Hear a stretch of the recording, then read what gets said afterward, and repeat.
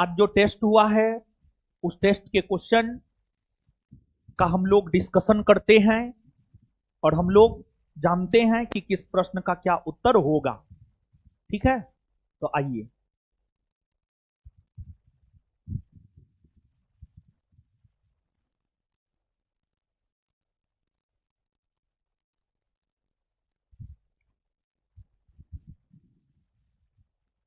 देखिए, ध्यान दीजिएगा।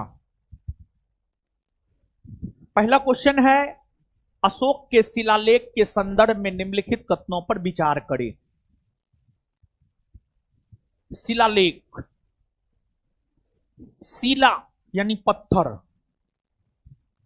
पत्थर पर जो अशोक ने लेख लिखा उसी को हम लोग शिलालेख कहते हैं। अशोक के शिलालेखों की अगर हम बात करें तो अशोक का शिलालेख अगर देखा जाए तो अशोक का शिलालेख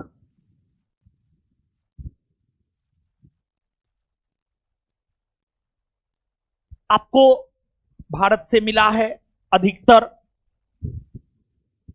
तथा अशोक के शिलालेख कुछ शिलालेख पाकिस्तान से भी मिले हैं, अफगानिस्तान से भी मिले हैं।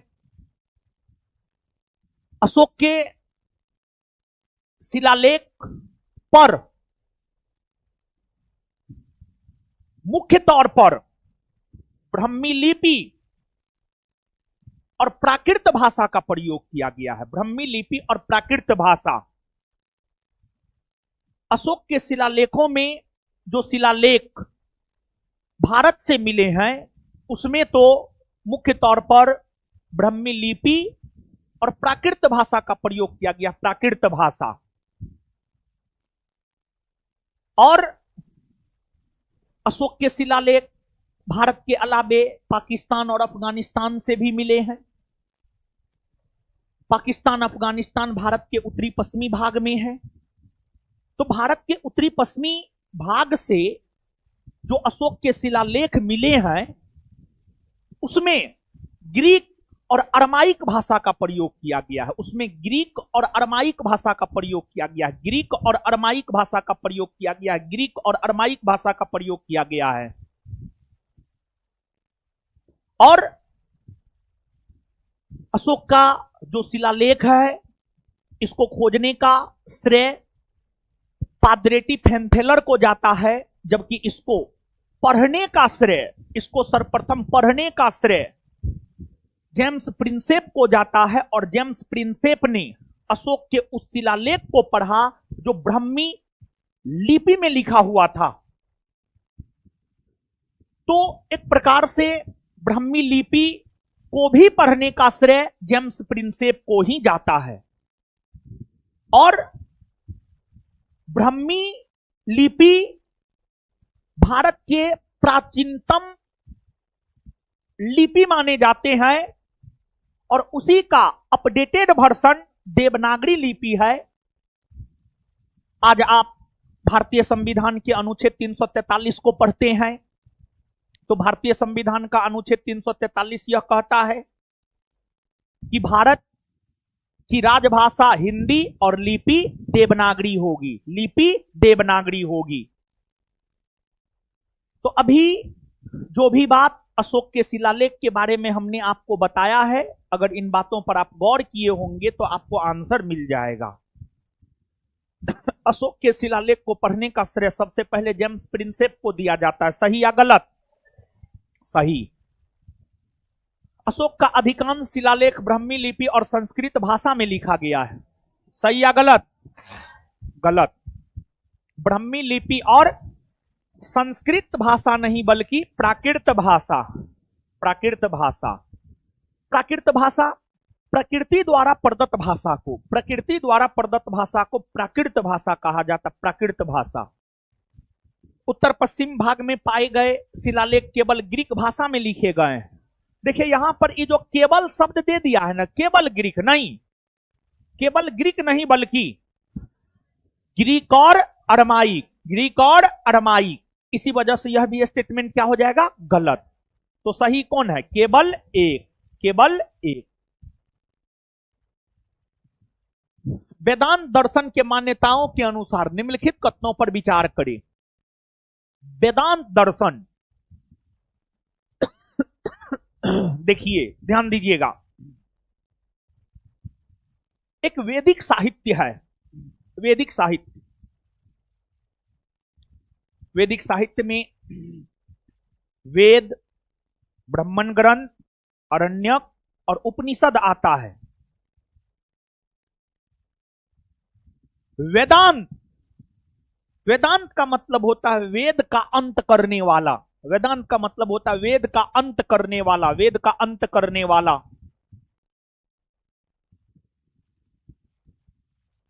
और देखिए बाबू, आप समझिएगा इस बात को।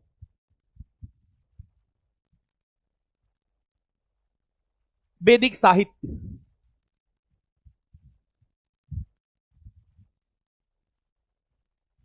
वैदिक साहित्य के अंतर्गत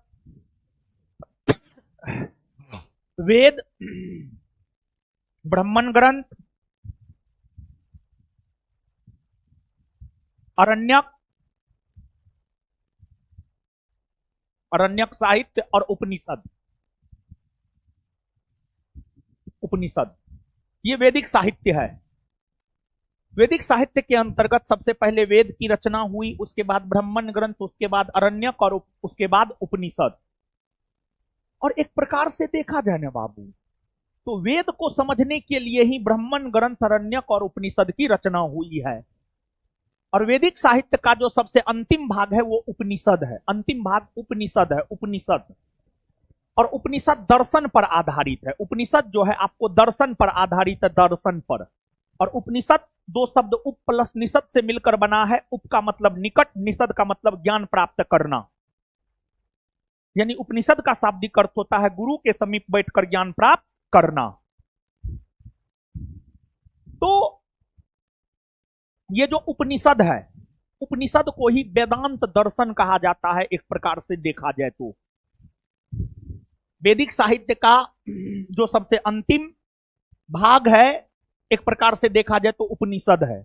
इसी को वेदांत दर्शन कहा जाता है।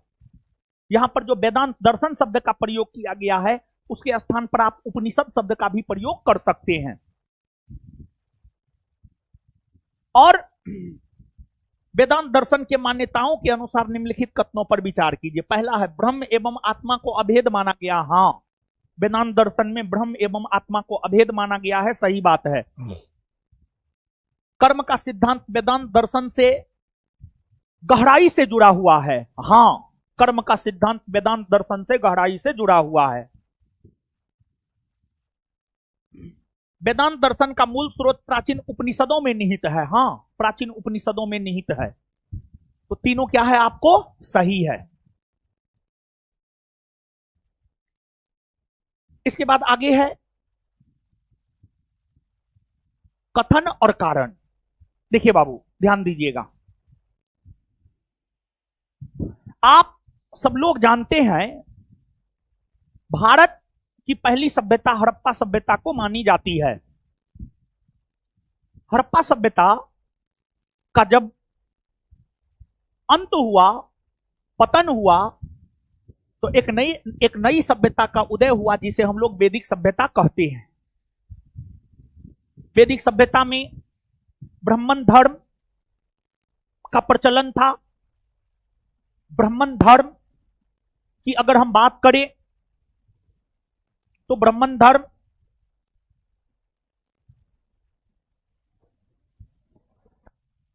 में जो कर्मकांडों का व्यापक स्तर पर प्रचलन हो चला था, उसके खिलाफ 62 संप्रदाय का उदय हुआ था।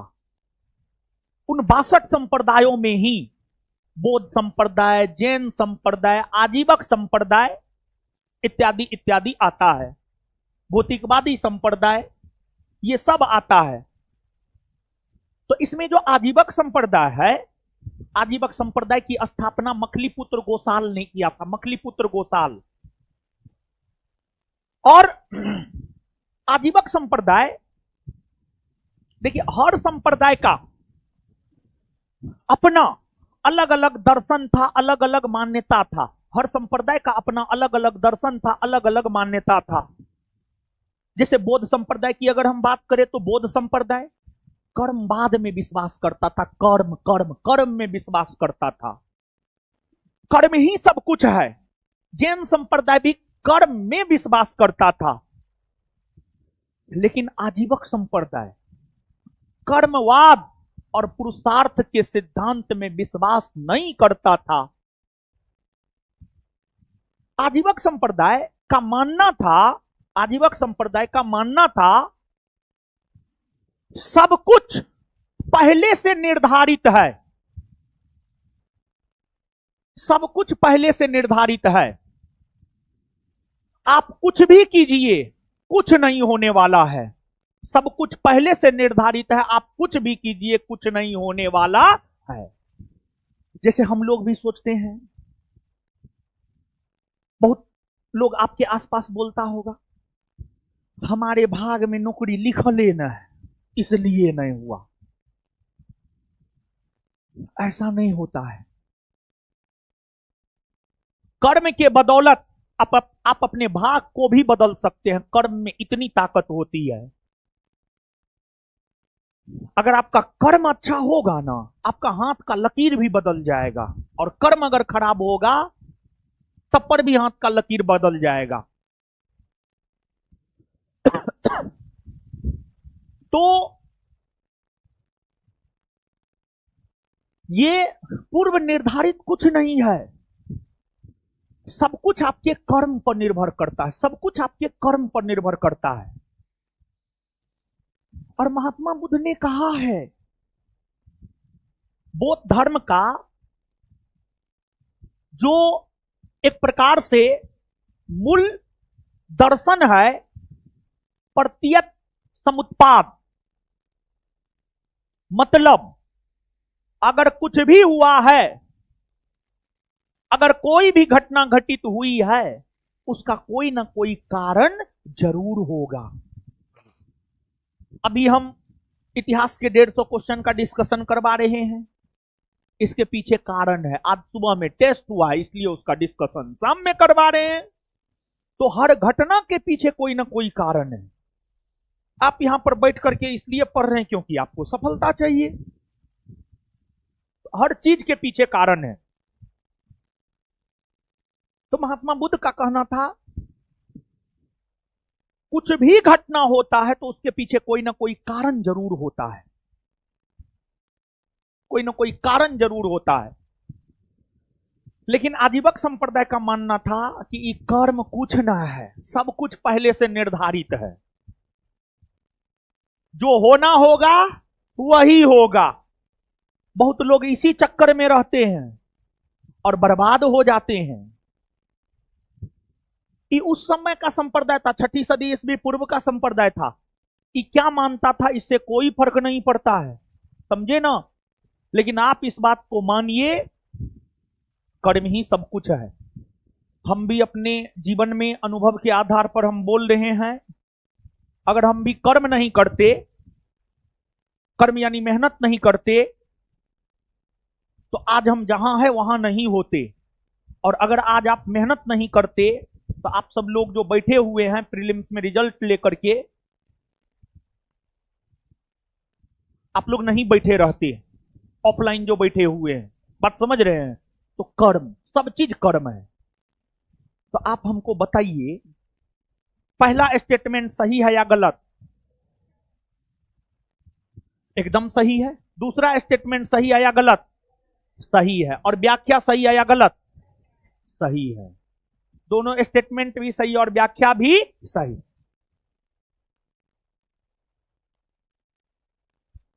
कथने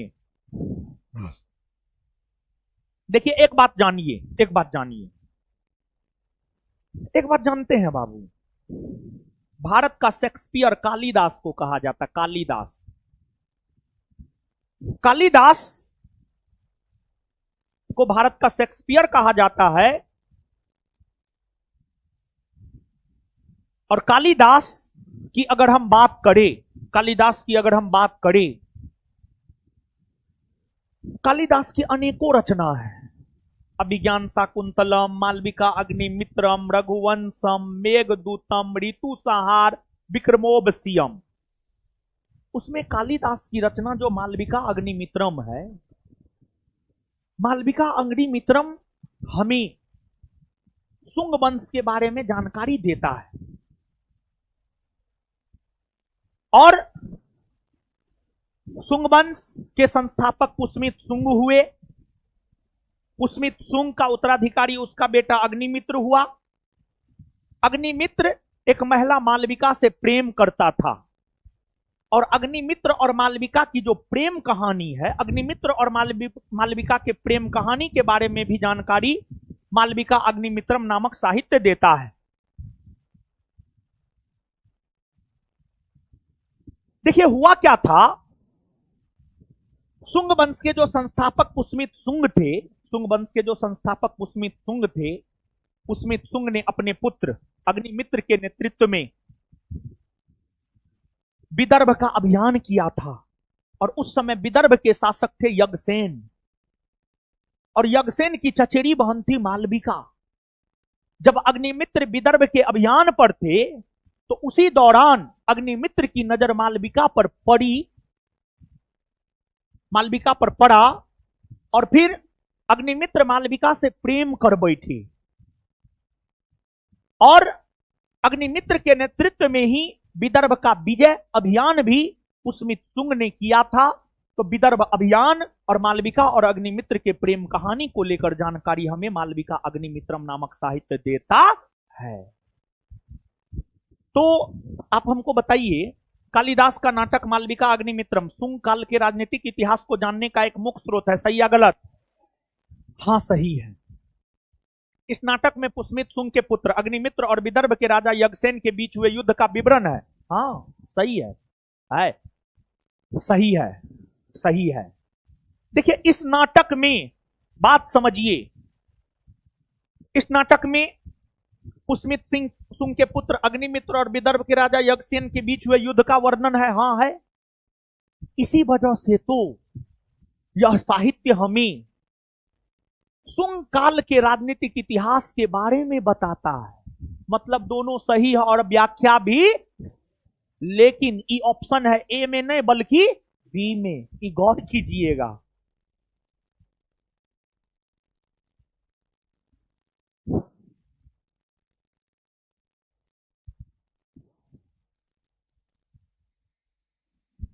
रेशम मार्ग के माध्यम से होने वाले सांस्कृतिक विनिमय के बारे में कौन सा कथन सत्य है? रेशम मार्ग जानते हैं बाबू, यहां पर तो मानचित्र नहीं लगाया, कहे कि सब तो बददिमाग है। ठीक है ना, कहां से उठ उठ के आ गया है।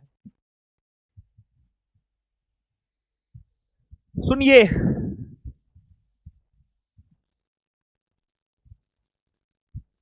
रेशम मार्ग, रेशम मार्ग कहां है जानते हैं बाबू? रेशम मार्ग कहां है? रेशम मार्ग है भारत के उत्तर में, भारत के उत्तर में, भारत के उत्तर में रेशम मार्ग है। रोम और चीन के बीच, रोम और चीन के बीच, रोम और चीन के बीच जिस मार्ग से रेशम का व्यापार होता था उसी को रेशम मार्ग कहा गया है। अंग्रेजी में सिल्क रूट कहा गया है। इस रेशम मार्ग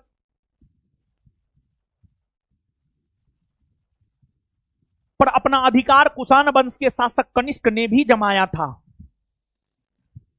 और इस रेशम मार्ग पर अधिकार जमाने के कारण ही कुषाण शासकों को भारी मात्रा में सोने की प्राप्ति हुई, और कुषाण शासकों ने शुद्धतम सोने का सिक्का जारी किया। कुषाण शासकों ने शुद्धतम सोने का सिक्का जारी किया, शुद्धतम सोने का सिक्का जारी किया। और आपको जो ये रेशम मार्ग है, इस रेशम मार्ग से रेशम जैसे वस्तु तथा अन्य वस्तुओं का भी व्यापार होता था। और इस रेशम मार्ग से सिर्फ वस्तुओं का ही व्यापार नहीं होता था, बल्कि बौद्ध धर्म, जैन धर्म का विस्तार भी हुआ है। इस रेशम मार्ग से ही बौद्ध धर्म का प्रसार चीन में हुआ, जापान में हुआ, चीन में हुआ, जापान में हुआ, चीन में हुआ, जापान में हुआ। और इस रेशम मार्ग से ही ईसाई धर्म प्रचार करने के लिए उत्तर भारत आए थे। उत्तर भारत ये भारत के उत्तर में है, तो ईसाई धर्म प्रचारक पहले उत्तर भारत आए थे। उत्तर भारत आए थे, उत्तर भारत। समझ पा रहे हैं? तो आपको जो ये प्रश्न है कि रेशम मार्ग के माध्यम से होने वाले सांस्कृतिक विनिमय के बारे में कौन सा कथन सत्य है, बौद्ध धर्म का प्रचार प्रसार इसी माध्यम से चीन एवं जापान के बीच हुआ, सही या गलत? इस मार्ग से केवल वस्तुओं का व्यापार होता था? नहीं, वस्तुओं के व्यापार के साथ साथ धर्म प्रचार भी होता था। ईसाई धर्म सबसे पहले इसी मार्ग से दक्षिण भारत पहुंचा? नहीं, उत्तर भारत पहुंचा था। इस मार्ग ने भारत में इस्लाम के प्रसार में कोई भूमिका नहीं निभाया। इसी मार्ग से तो इस्लाम धर्म के लोग भारत में प्रवेश किए थे, ईसाई धर्म का प्रचार प्रसार किए। तो ये भी गलत है। आंसर केवल एक। ये क्वेश्चन देखिए कितना अच्छा क्वेश्चन है, बहुत शानदार क्वेश्चन है। समझ रहे हैं ना? आगे आ जाइए। अगला क्वेश्चन है, कनिष्क के दरबार से संबंधित निम्नलिखित विद्वानों एवं प्रतिष्ठित व्यक्तियों पर विचार करें। बैठने दीजिए ना, कहीं भी बैठिए ना, कोई दिक्कत नहीं, जहां बैठना है बैठिए, ठीक है, लेकिन पढ़िए बस, ठीक है। कनिष्क के दरबार से संबंधित निम्नलिखित विद्वानों एवं प्रतिष्ठित व्यक्तियों पर विचार करें। अश्वघोष, एजिसिलास, चरक, माठर। उपर्युक्त में से कौन कनिष्क के दरबार से संबंधित थे? इसमें सब कनिष्क के दरबार से संबंधित थे, सब कनिष्क के दरबार में रहते थे, सब। इसमें अश्वघोष और चरक कनिष्क के दरबार में रहते थे, ये बात तो आप जानते ही हैं। लेकिन जानते हैं एजिसिलास और माठर, ये दोनों भी कनिष्क के दरबार में रहता था। और ये जो एजिसिलास था ना, इंजीनियर था, इंजीनियर। और इन्हीं के नेतृत्व में कनिष्क ने पुरुषपुर को एक प्रकार से बसाया था, पुरुषपुर या पेशावर को बसाया था, जिसे कनिष्क ने अपनी राजधानी नगर भी बनाया था। कनिष्क का राजधानी नगर पुरुषपुर या पेशावर नहीं था। कनिष्क का राजनीतिक राजधानी पुरुषपुर या पेशावर और सांस्कृतिक राजधानी मथुरा। इसके बाद माठर, ये एक राजनीति शास्त्री था, पॉलिटिशियन था, कनिष्क के दरबार में रहने वाला पॉलिटिशियन था। अश्वघोष पाटलिपुत्रा का रहने वाला था। कनिष्क ने जब पाटलिपुत्रा का अभियान किया और पाटलिपुत्रा से जब वापस लौटने लगे तो अश्वघोष को लेकर के गए थे, और अश्वघोष ने बुद्ध चरितम नामक साहित्य की रचना की थी, जिसे बौद्धों का रामायण भी कहा जाता है। और कनिष्क के समय ही चौथा बौद्ध सम्मेलन हुआ था, और चौथा बौद्ध सम्मेलन के दौरान अध्यक्ष वसुमित्र हुआ करते थे और उपाध्यक्ष अश्वघोष थे। चरक भी कनिष्क के दरबार में रहते थे, चिकित्सा से संबंधित थे। इन्होंने चरक संहिता की रचना की थी, समझे ना?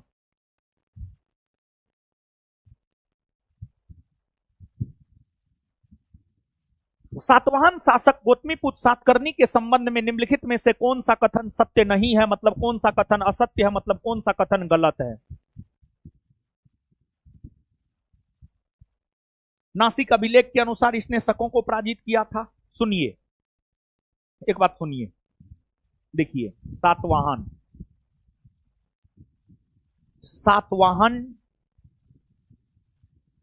वंश के शासकों ने आंध्र प्रदेश से शासन करने की शुरुआत की, जिस कारण सातवाहन शासकों को आंध्रभृत्य भी कहा जाता है। आंध्रभृत्य भी कहा जाता है। सातवाहन वंश के सभी शासकों में एक महान शासक के रूप में याद किया जाता है गौतमीपुत्र सातकर्णी को। गौतमीपुत्र सातकर्णी के बारे में जानकारी हमें नासिक अभिलेख से मिलती है, नासिक अभिलेख से। और नासिक अभिलेख की रचना उनकी माता गौतमी बलश्री ने की थी। और नासिक अभिलेख यह कहता है कि गौतमीपुत्र सातकर्णी का घोड़ा 3 समुद्रों का पानी पिया था। मतलब बंगाल की खाड़ी, अरब सागर, हिंद महासागर, मतलब पूरे दक्षिण भारत में एक प्रकार से देखा जाए तो सातवाहनों का शासन था। लेकिन सातवाहन दक्षिण भारत और उत्तर भारत के बीच एक सेतु के तौर पर काम किया है। और सातवाहन शासक गौतमीपुत्र सातकर्णी ने शकों को पराजित किया है, सही बात है। तो ये स्टेटमेंट सही है। लेकिन कह रहा कौन सत्य नहीं है, मतलब कौन असत्य है, कौन गलत है, तो ये तो उत्तर होगा नहीं। शकों को पराजित करने के बाद सकारी की उपाधि धारण की थी? नहीं। देखिए बाबू ध्यान दीजिए, शकों को पराजित करने के बाद इन्होंने सकारी की उपाधि धारण नहीं की थी, बल्कि प्राचीन भारतीय इतिहास के अंतर्गत हम लोगों को एक गुप्त वंश के बारे में पढ़ना होता है। गुप्त वंश के बारे में पढ़ना होता है। गुप्त वंश के सबसे महान शासक हुए थे चंद्रगुप्त द्वितीय या चंद्रगुप्त विक्रमादित्य। चंद्रगुप्त द्वितीय या चंद्रगुप्त विक्रमादित्य। चंद्रगुप्त द्वितीय या चंद्रगुप्त विक्रमादित्य। चंद्रगुप्त विक्रमादित्य ने ही शकों को अंतिम रूप से भारत से बाहर किया। और अंतिम शासक रुद्र सिंह तृतीय हुए थे, जिन्हें विक्रमादित्य ने पराजित करके अंतिम रूप से शकों को भारत से बाहर किया। और उस उपलक्ष्य में चंद्रगुप्त विक्रमादित्य ने सकारी की उपाधि धारण की थी। तो सकारी की उपाधि गौतमीपुत्र सातकर्णी ने नहीं, बल्कि चंद्रगुप्त विक्रमादित्य ने धारण किया था। किसने धारण किया था? चंद्रगुप्त विक्रमादित्य ने। तो यही स्टेटमेंट गलत है, यही इसका उत्तर हो जाएगा। बाद बाकी सही है। भूमि का प्रकार और विवरण। सालाभोग। देखिए, विद्यालयों के रखरखाव एवं देखरेख हेतु, विद्यालयों के रखरखाव एवं देखरेख हेतु जो करमुक्त भूमि दान में दी जाती थी उसको सालाभोग कहा जाता था। उसको क्या कहा जाता था? सालाभोग। सालाभोग। देवदान। मंदिरों के देखरेख हेतु, मंदिरों के पुनर्निर्माण हेतु जो भूमि दान में दिया जाता था उसी को देवदान भूमि कहा जाता था। मंदिर में देवता होते थे, देवता, देवदान भूमि।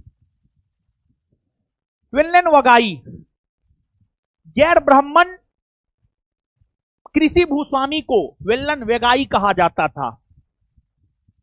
पल्ली चंदम, जैन संस्थानों को दान में दी गई भूमि को पल्ली चंदम कहा जाता था। पल्ली चंदम। तो 4, 3, 2, 1।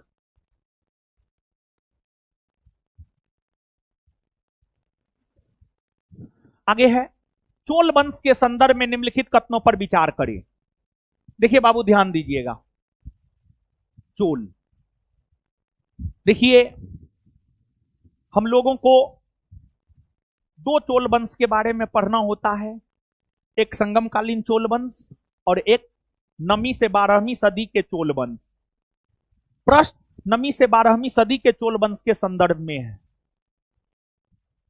नवी से 12वीं सदी के चोल वंश की स्थापना विजयालय ने किया था। विजयालय। और उन्होंने तंजौर शहर को स्थापित करके उसे अपनी राजधानी नगर बनाया था। उन्होंने तंजौर शहर को स्थापित करके उसे अपना राजधानी नगर बनाया था। और वहां पर उन्होंने एक मंदिर का भी निर्माण करवाया था। तो विजयालय चोल ने तंजावुर शहर का निर्माण करवाया, साथ ही निशंभु सुदिनी मंदिर बनवाया था। हां, राजेंद्र प्रथम ने गंगा घाटी, श्रीलंका तथा दक्षिण पूर्व एशिया पर हमला करने के लिए एक जल सेना बनाई। हां सही है। सुनिए, ध्यान दीजिए। देखिए बाबू, जानते हैं राजेंद्र चोल या राजेंद्र प्रथम, नवी से 12वीं सदी का जो चोल वंश था, उस चोल वंश की स्थापना विजयालय ने किया। उस चोल वंश का सबसे महान शासक हुआ राजेंद्र प्रथम या राजेंद्र चोल, जिसका शासनकाल 1014 से 1044 ईस्वी।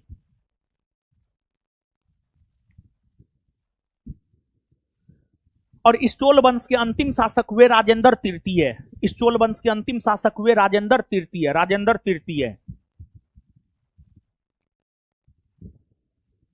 राजेंद्र प्रथम या राजेंद्र चोल एक साम्राज्यवादी शासक था। उन्होंने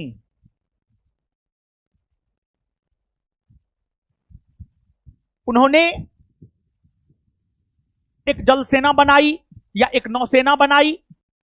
चोलों की नौसेना बहुत शक्तिशाली थी। चोलों की नौसेना अगर हम देखें तो चोलों की नौसेना बहुत शक्तिशाली थी। चोलों की नौसेना बहुत शक्तिशाली थी। और अपने नौसेना के बल पर ही राजेंद्र प्रथम ने श्रीलंका पर आक्रमण किया, श्रीलंका को जीता, पूरे श्रीलंका को जीता। और एक बात जानिए, राजेंद्र चोल के पिता थे राजराज प्रथम। राजराज प्रथम ने भी श्रीलंका पर आक्रमण किया था, श्रीलंका के आधा भाग को जीता था। लेकिन राजेंद्र चोल ने पूरे श्रीलंका को जीत करके अपने साम्राज्य में मिलाया, मालदीव को जीत करके अपने साम्राज्य में मिलाया। और भारत के दक्षिण पूर्व में या दक्षिण पूर्व एशिया में इंडोनेशिया का जावा सुमात्रा जैसा द्वीप है, जहां श्री शैलेंद्र साम्राज्य का शासन था, वहां पर भी आक्रमण करके उसको भी जीत करके मिलाया। और जब इन तमाम क्षेत्रों को जीत करके मिलाया तो फिर राजेंद्र चोल ने बंगाल पर भी आक्रमण किया। और बंगाल गंगा घाटी के अंतर्गत आता, बंगाल में गंगा नदी बहती है, गंगा घाटी के अंतर्गत बंगाल आता है। बंगाल पर भी राजेंद्र चोल ने आक्रमण किया। और जब बंगाल पर राजेंद्र चोल ने आक्रमण किया था तो उस समय बंगाल के शासक थे महिपाल, जो राजेंद्र चोल की सेना के डर से ही भाग गया। और राजेंद्र चोल बंगाल की खाड़ी के रास्ते बंगाल पर आक्रमण किया था। और उस दौरान बंगाल की खाड़ी में जहां देखो वहां चोल सैनिक ही नजर आते थे, जिस वजह से बंगाल की खाड़ी को चोलों का झील भी कहा गया है। और राजेंद्र चोल को दक्षिण भारत का नेपोलियन कहा जाता है। राजेंद्र चोल को दक्षिण भारत का नेपोलियन कहा जाता है, दक्षिण भारत का नेपोलियन कहा जाता है। और चोल काल की अगर आप बात करेंगे तो चोल काल में साहित्य और स्थापत्य कला के क्षेत्र में भी काफी ज्यादा विकास हुआ। चोल वंश के जो राजा राजराज प्रथम हुए थे, राजराज प्रथम ने अपनी राजधानी तंजौर में बृहदेश्वर शिव मंदिर का निर्माण करवाया था। बृहदेश्वर शिव मंदिर का निर्माण करवाया था। बृहदेश्वर शिव मंदिर का निर्माण करवाया था।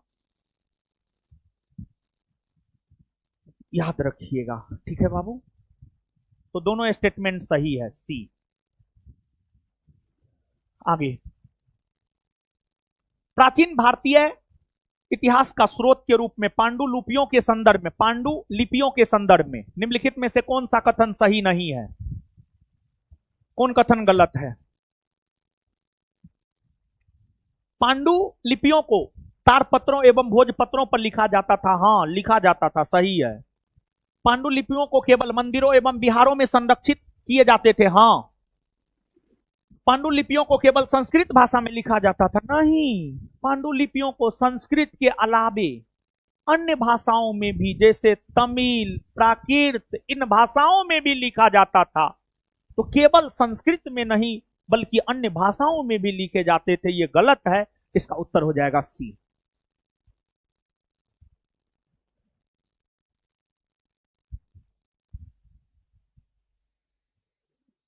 मौर्यकालीन न्याय व्यवस्था के संबंध में निम्नलिखित कथनों पर विचार करें। देखिए, मौर्यकाल में न्याय व्यवस्था की अगर हम लोग बात करें, मौर्यकाल में राजा सबसे बड़े न्यायाधीश होते थे। अंतिम तौर पर कोई भी निर्णय राजा के द्वारा ही लिया जाता था। मौर्यकाल में जो राजा होते थे, राजा सबसे बड़े न्यायाधीश होते थे और सभी प्रकार के निर्णय अंतिम रूप से राजा के द्वारा ही लिया जाता था। राजा के द्वारा ही सभी प्रकार का निर्णय अंतिम रूप से लिया जाता था।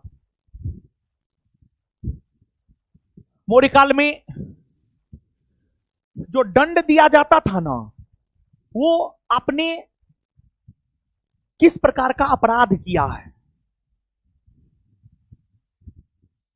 दूसरा चीज यह देखा जाता था कि आपका वर्ण क्या है। उच्च वर्ण है तो निम्नतम सजा, निम्न वर्ण है तो अधिकतम सजा।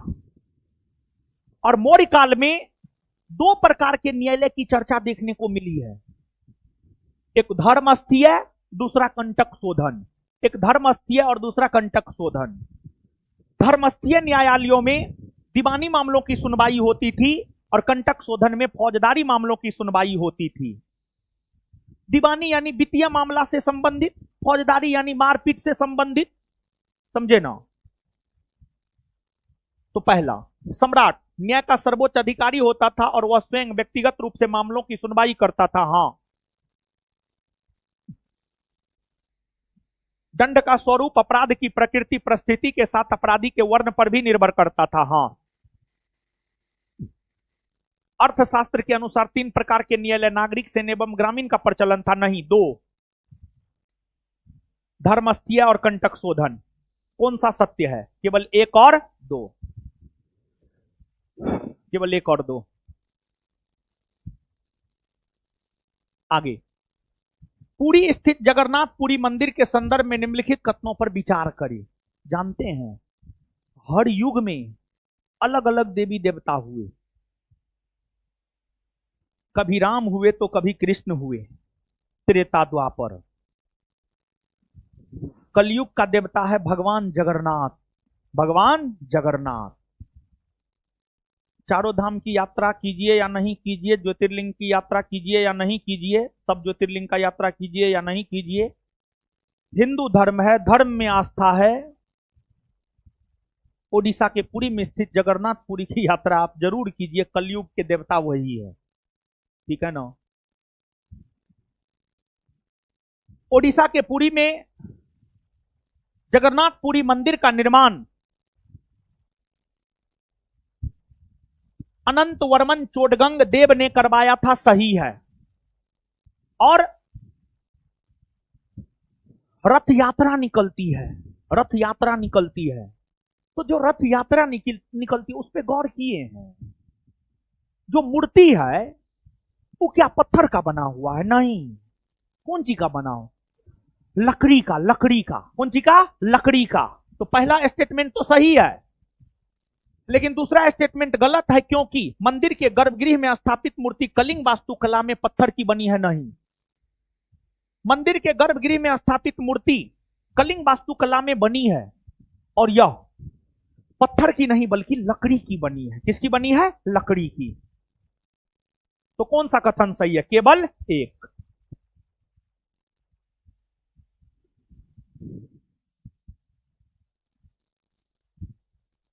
निम्नलिखित में से कौन सी रचना वराह मिहिर की है? वराह मिहिर की है। देखिए, ध्यान दीजिए, जानते हैं वराह मिहिर,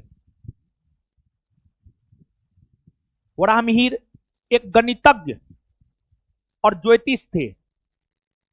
ये गुप्तकालीन थे, गुप्तकालीन एक गणितज्ञ और ज्योतिष थे वराह मिहिर। वराह मिहिर गुप्तकालीन शासक चंद्रगुप्त विक्रमादित्य के दरबार में जो नवरत्न रहते थे, उन नवरत्नों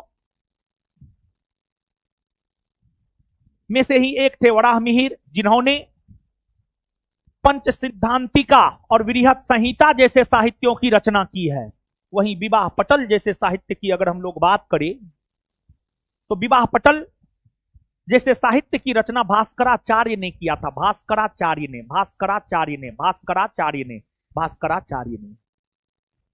तो इसका उत्तर हो जाएगा उपर्युक्त में से एक से अधिक।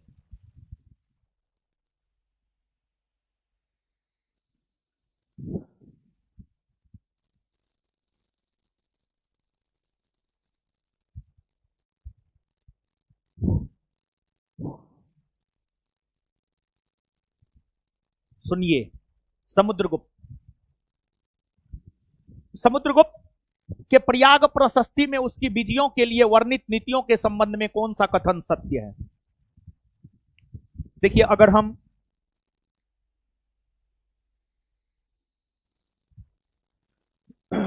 समुद्रगुप्त की बात करें, समुद्रगुप्त गुप्त वंश के चौथे, गुप्त वंश के प्रथम शासक श्रीगुप्त, द्वितीय घटोत्कच, तीसरा चंद्रगुप्त प्रथम और चौथा समुद्रगुप्त। समुद्रगुप्त गुप्त वंश के चौथे और एक साम्राज्यवादी शासक हुए। समुद्रगुप्त को उनके विजय अभियान को लेकर याद किया जाता है। समुद्रगुप्त के बारे में विस्तार पूर्वक जानकारी हमें प्रयाग प्रशस्ति लेख से मिलती है, जिसकी रचना उनके दरबारी कवि हरिसेन ने किया था। हरिसेन ने किया था, हरिसेन ने किया था, हरिसेन ने किया था। समुद्रगुप्त को लेकर यह कहा जाता है, अगर हम प्रयाग प्रशस्ति लेख पर विश्वास करें, अगर हम प्रयाग प्रशस्ति लेख पर विश्वास करें तो समुद्रगुप्त को कभी भी अपने जीवन काल में हार का सामना नहीं करना पड़ा और समुद्रगुप्त ने आर्यावर्त के 9 और दक्षिणावर्त के 12 राज्य को जीतकर अपने साम्राज्य में मिलाया। समुद्रगुप्त ने आर्यावर्त के 9 और दक्षिणावर्त के 12 राज्य को जीतकर अपने साम्राज्य में मिलाया।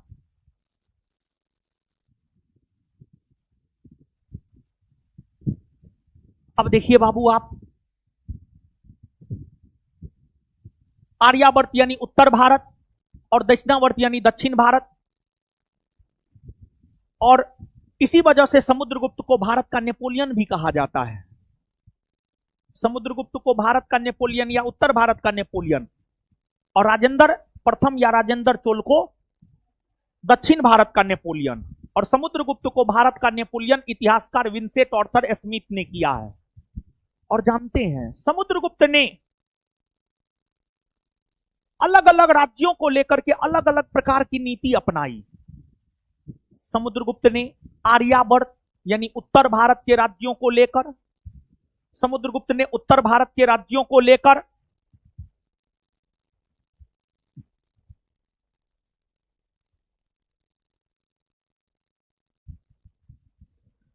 आर्यावर्त यानी उत्तर भारत के राज्यों को लेकर प्रसभोद्वारण की नीति अपनाई।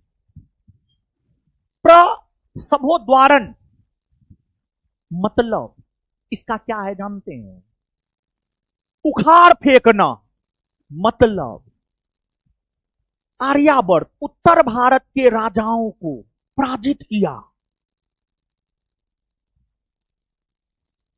उसको मार दिया, उसके राज पर पूरा उसके राज को हड़प लिया और वहां पर शासन करना शुरू किया। एकदम उखाड़ फेंकना, हरा दिए, मार दिए, उसके राज पर पूरा कब्जा कर लिए और उस पर प्रत्यक्ष तौर पर शासन करना शुरू कर दिए। इसी को प्रसभोद्वारण की नीति कहा जाता है। दूसरा, दक्षिणावर्त दक्षिण भारत को लेकर के समुद्रगुप्त ने, मतलब ये गलत है, दक्षिण भारत को लेकर समुद्रगुप्त ने ग्रहणा मोक्षानुग्रह,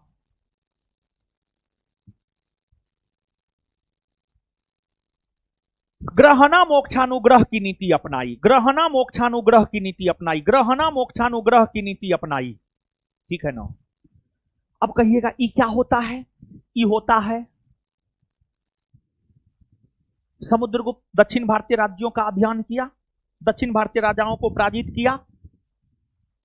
पराजित करने के बाद कहा, आप हमारी अधीनता स्वीकार कीजिए।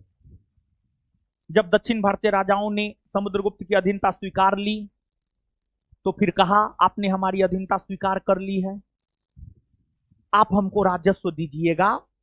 अब बाद बाकी आप अपने राज्य के राजा हैं, आप अपने राज्य के राजा हैं, आप राजा के तौर पर अपने राज्य में शासन कीजिए, लेकिन हमको राजस्व दीजिए ताकि आप हमारे अधीन हैं, ये एहसास आपको रहे। मतलब अधिकार किया, मतलब दक्षिण भारतीय राज्यों को अपने में मिला लिया, फिर राजाओं को उसका राज दे दिया, यानी मोक्ष दे दिया। ग्रहणा मोक्षानुग्रह, मतलब अधिकार जमा लिया, अपने अधीन कर लिया, और फिर राजाओं को उसका राज वापस लौटा दिया। यानी समुद्रगुप्त ने दक्षिण भारतीय राज्यों पर प्रत्यक्ष तौर पर शासन नहीं किया, उत्तर भारतीय राज्यों को जीतकर वहां प्रत्यक्ष शासन किया, लेकिन दक्षिण भारतीय राज्यों को जीतकर वहां अप्रत्यक्ष तौर पर शासन किया, वहां अप्रत्यक्ष तौर पर शासन किया, अप्रत्यक्ष तौर पर शासन किया। इसी को ग्रहणा मोक्षानुग्रह की नीति कहते हैं। तो ये दोनों गलत है। आठविक राज्यों के शासकों के लिए परिचारी की कृत की नीति अपनाई, ये सही है। विदेशी शक्ति के लिए सर्व कर दान व्याकरण की नीति अपनाई नहीं। सीमावर्ती राज्यों के लिए, सीमावर्ती राज्यों के लिए जो है सर्व कर दान व्याकरण की नीति अपनाई, और विदेशी शक्ति के लिए कन्योपायन की नीति अपनाई। कन्योपायन।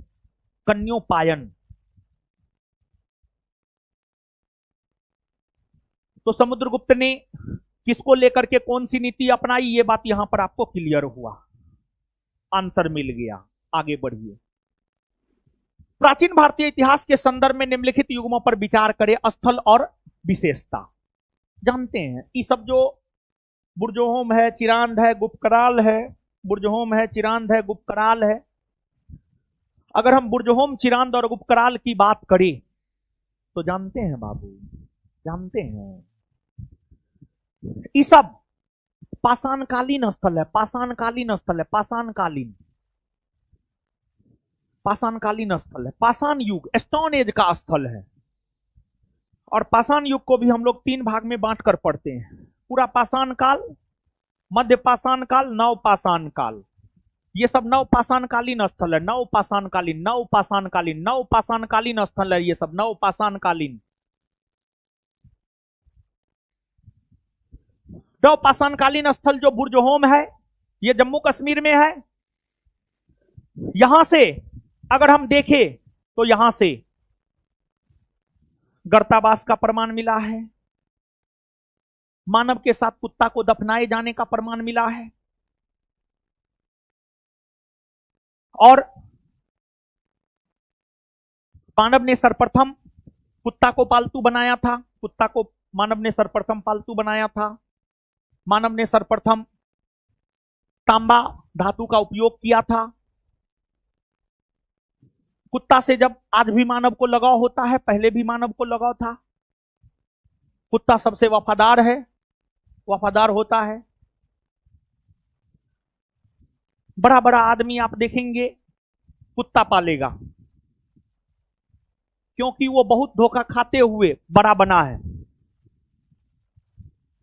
तो उसको पता है दुनिया में सब धोखेबाज है, इसी वजह से किसी आदमी को नहीं पालता, वो कुत्ता पालता है। काहे कि उसको पता है आदमी को पालेंगे वो धोखा देवे करेगा। आदमी का नेचर है धोखेबाज, समझे ना।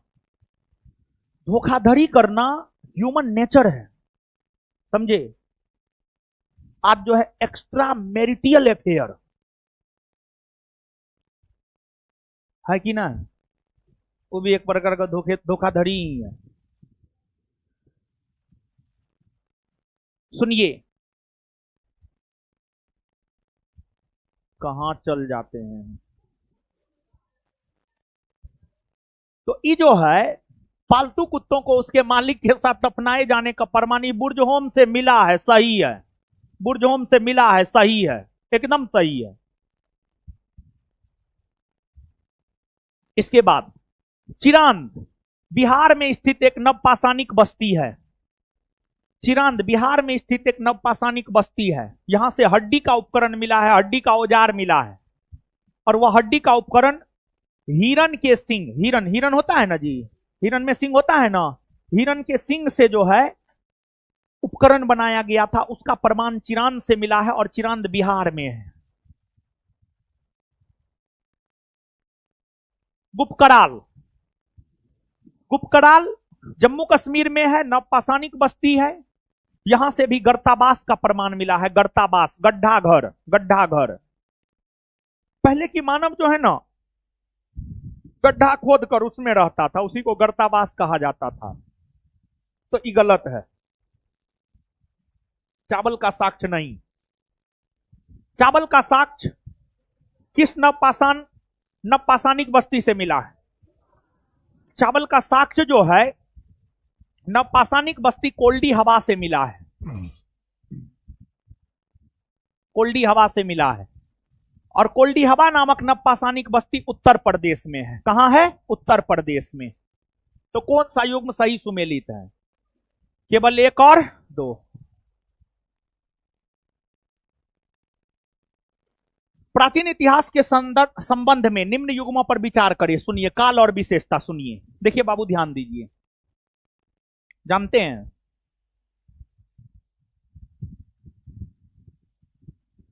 आपको कालखंड के दृष्टिकोण से इतिहास को 3 भाग में बांटकर पढ़ते हैं। प्रागैतिहासिक काल, आद्यैतिहासिक काल, ऐतिहासिक काल। प्रागैतिहासिक काल उस कालखंड को कहते हैं जिसका कोई लिखित साक्ष्य उपलब्ध नहीं है। इसके अंतर्गत पाषाण युग आता है, स्टोन एज। और इस काल के बारे में जानकारी हमें पुरातात्विक स्रोत से मिलती है। आद्यैतिहासिक काल दूसरा। आद्यैतिहासिक काल उस कालखंड को कहते हैं जिसका लिखित साक्ष्य उपलब्ध है लेकिन पढ़ा नहीं जा सका है। इसके अंतर्गत हड़प्पा सभ्यता आती है।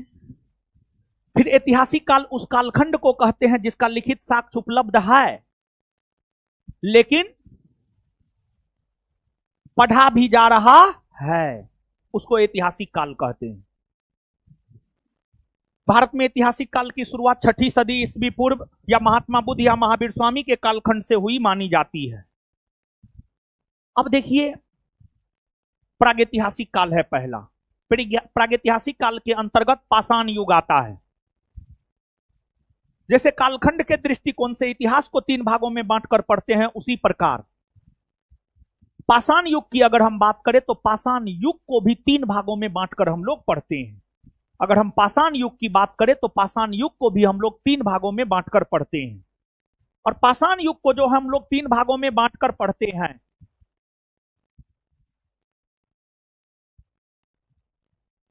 पहला पूरा पाषाण काल,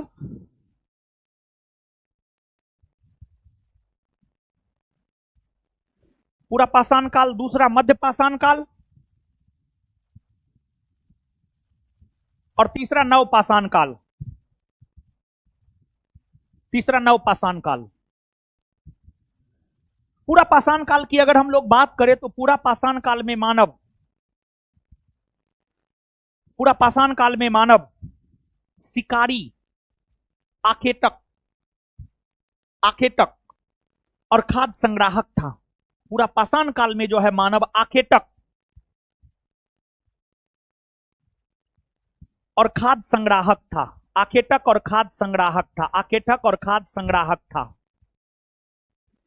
आखेटक का मतलब क्या है? आखेटक यानी शिकार करना। जो शिकारी होता है उसी को आखेटक कहा जाता है। पहले के मानव शिकार करते थे, शिकार करके कच्चा मांस खाते थे, कच्चा फल फूल खाते थे। अब पहले के मानव जैसे मान लिया जाए कि शिकार किया कोई जानवर का, उसका कच्चा मांस खाया, बचा हुआ मांस संग्रह कर लेता था, अपने साथ जमा कर लेता था। फिर जब भूख लगता था फिर से उसको खाता था। इसके बाद मध्य पाषाण काल के मानव शिकारी और पशुपालक हुआ करते थे। मध्य पाषाण काल के मानव शिकारी और पशुपालक हुआ करते थे। शिकारी और पशुपालक,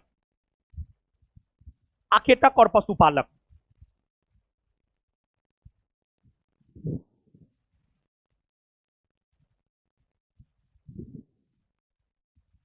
आखेटक और पशुपालक हुआ करता था। आखेटक और पशुपालक, यानी इस काल में भी लोग शिकारी थे, लेकिन मध्य पाषाण काल में मानव पशुपालन करना शुरू कर दिया था। और मध्य पाषाण काल में ही मानव ने पशुपालन करना शुरू किया। सबसे पहले मानव ने कुत्ता को पालतू बनाया, फिर भेड़, बकरी, ये सब जानवर को पालतू बनाया, आगे चलकर और भी जानवरों को पालतू बनाया। और पशुपालन का साक्ष्य मध्य पाषाणिक स्थल आदमगढ़ और बागौर से मिला है। आदमगढ़ और बागौर, आदमगढ़ और बागौर। मध्य पाषाणिक बस्ती आदमगढ़ मध्य प्रदेश में है और बागौर राजस्थान में है। बागौर राजस्थान में है, बागौर राजस्थान में है, बागौर राजस्थान में है, बागौर राजस्थान में है, बागौर राजस्थान में है। यहां से पशुपालन के साक्ष्य मिले हैं। और एक बात जानिए, राजस्थान में ही सांभर झील है, वहीं से नमक के निक्षेप का पहला प्रमाण मिला है। नमक का पहला प्रमाण, नमक का पहला प्रमाण राजस्थान के सांभर झील से मिला है। वह भी एक मध्य पाषाणिक बस्ती है। इसके बाद नवपाषाण काल। इस समय तक मानव बहुत आगे बढ़ गया था। नवपाषाण काल में मानव खाद्य संग्राहक से खाद्य उत्पादक बन गया था। खाद्य संग्राहक से खाद्य उत्पादक बन गया था। खाद्य संग्राहक से खाद्य उत्पादक बन गया था। खाद्य संग्राहक से खाद्य उत्पादक बन गया था। खाद्य संग्राहक से खाद्य उत्पादक बन गया था। खाद्य संग्राहक से खाद्य उत्पादक बन गया था मानव। समझे कि नहीं समझे? अब खाद्य संग्राहक से खाद्य उत्पादक, इसका क्या मतलब है? पहले मानव शिकार करता था, खाता था, जमा करके चलता था। लेकिन नवपाषाण काल में मानव कृषि करने लगा, गेहूं जो उगाने लगा, चावल उगाने लगा मानव। तो खाद्य उत्पादक यानी कृषि करने लगा। कृषि करने लगा यानी खाद्य उत्पादक। कृषि करने लगा यानी खाद्य उत्पादक, खाद्य उत्पादक, खाद्य उत्पादक। तो नवपाषाण काल में कृषि होने लगी, मानव कृषि करने लगा। समझे ना? तो इस बात को आप याद रखिएगा। समझे कि नहीं समझे? हैं?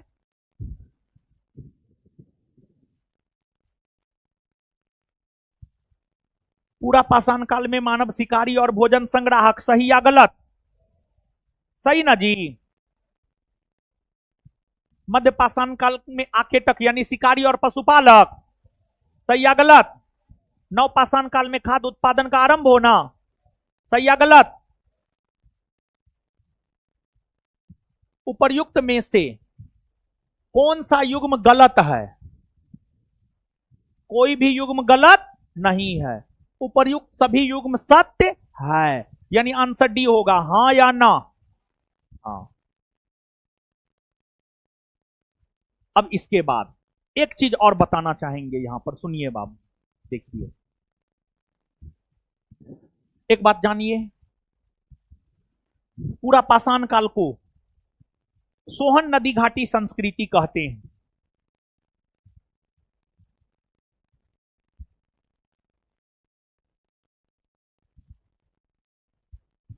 पूरा पाषाण काल को सोहन नदी घाटी संस्कृति कहते हैं, क्योंकि पूरा पाषाण काल के अवशेष सोहन नदी घाटी में मिला है। सोहन नदी घाटी, सोहन नदी सिंधु की छोटी एक सहायक नदी है और सिंधु नदी भारत के उत्तर में बहती है।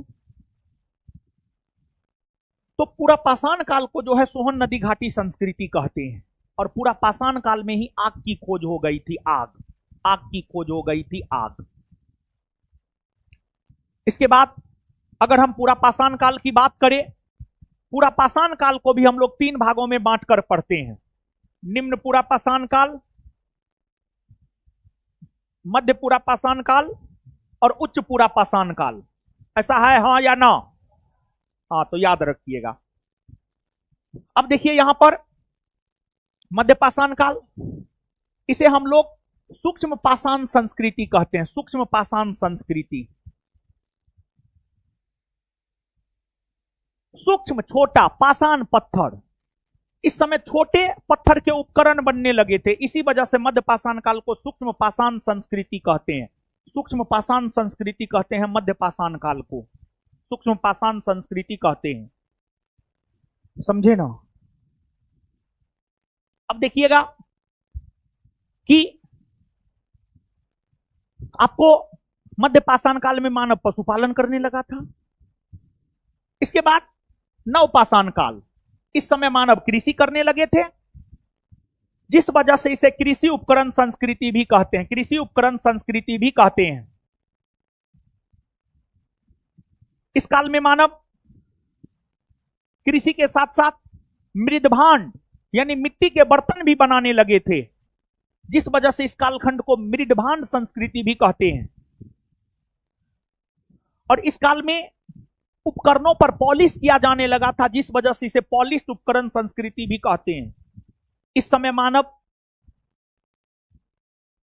जो है आपको अस्थायी तौर पर जीवन भी जीना शुरू कर दिए थे।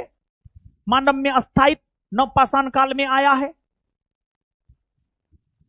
और ये सब बात आप याद रखिएगा। क्लियर है सब बात? आगे बढ़े ना। हड़प्पा सभ्यता के संदर्भ में निम्नलिखित कथनों पर विचार करें। हड़प्पावासी युद्ध प्रिय नहीं थे, सही या गलत? सही है। हड़प्पावासी युद्ध प्रिय नहीं थे, कि युद्ध में विश्वास नहीं करते थे। सुनिए, एकदम सही है। देखिए, एगो बात जानिए, हड़प्पा कालीन समाज में 4 वर्गों की उपस्थिति थी: विद्वान, योद्धा, व्यापारी, श्रमिक। सबसे ज्यादा धनवान व्यापारी वर्ग के लोग थे,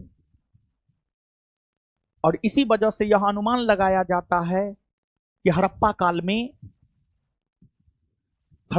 में शासन वणिक वर्ग अर्थात व्यापारी वर्गों के हाथों में रहा होगा। और व्यापारी जो होता है ना, वो युद्ध में विश्वास नहीं करता, हिंसा में विश्वास नहीं करता है। व्यापार करना है, 4 बात सुनियो करके जो वो अपना व्यापार करते रहता है। ओरिजिनल व्यापारी का यही गुण है। उसको गरियाते रहिए, कोई फर्क नहीं पड़ता है।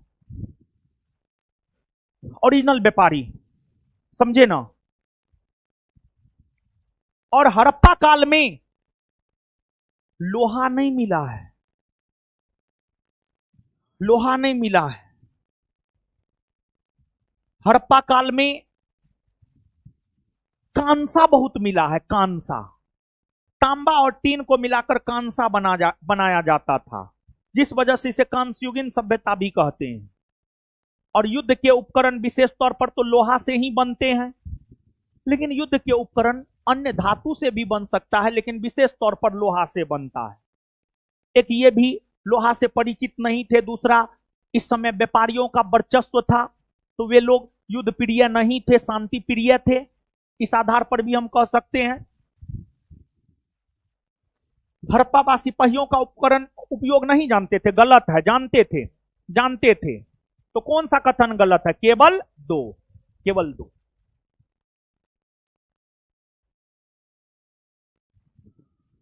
ऋग्वेदिक काल के पदाधिकारियों और उनके कार्यों के सही मेल का चयन कीजिए।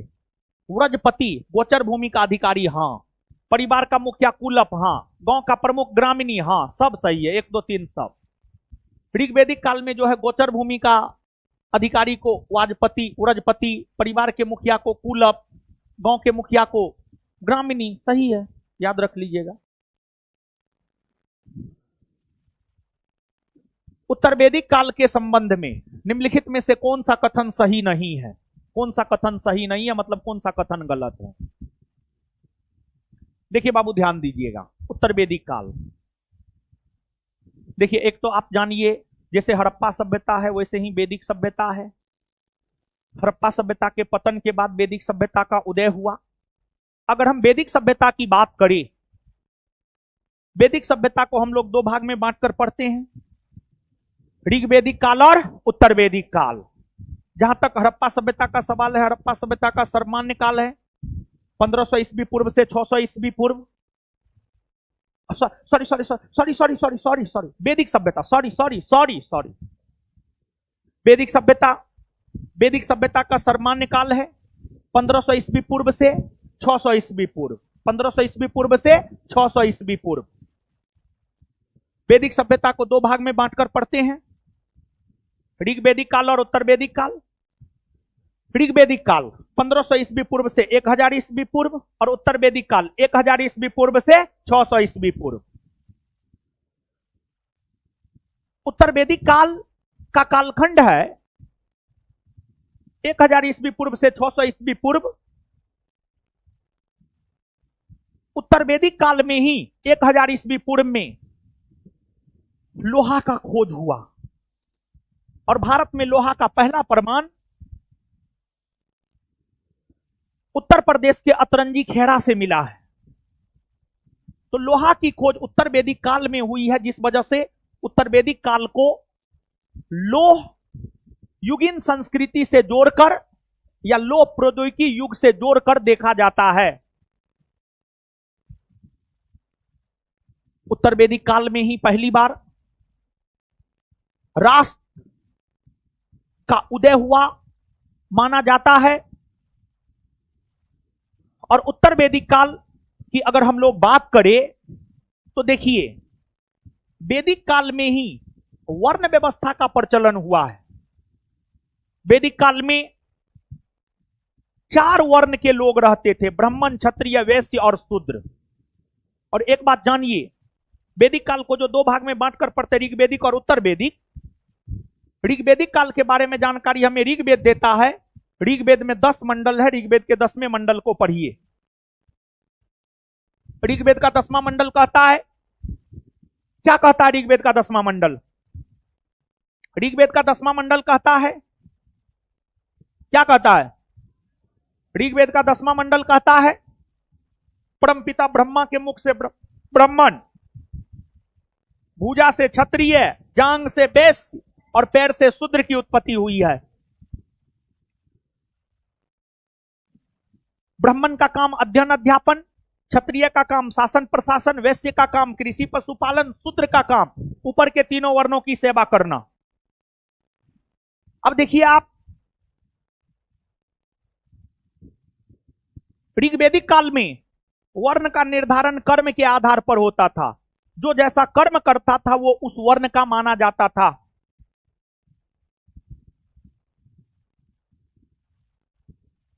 इसके बाद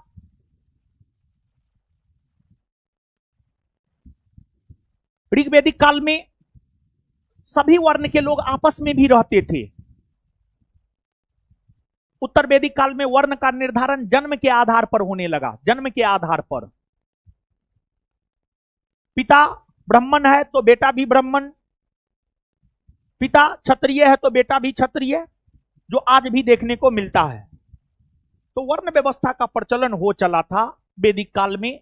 ऋग्वैदिक काल से ही हो चला था। ऋग्वैदिक काल में भी वर्ण व्यवस्था का प्रचलन था, उत्तर वैदिक काल में भी वर्ण व्यवस्था का प्रचलन था। तो अब देखिए कौन गलत है। राष्ट्र शब्द का पहली बार प्रयोग उत्तर वैदिक काल में किया गया। हाँ, उत्तर वैदिक काल में समाज को 4 वर्णों में विभाजित किया गया था। हाँ, ब्राह्मण, क्षत्रिय, वैश्य और शूद्र। और इस समय वर्ण का निर्धारण जो है जन्म के आधार पर होने लगा था। जन्म, इस समय विधवा पुनर्विवाह प्रचलन में था।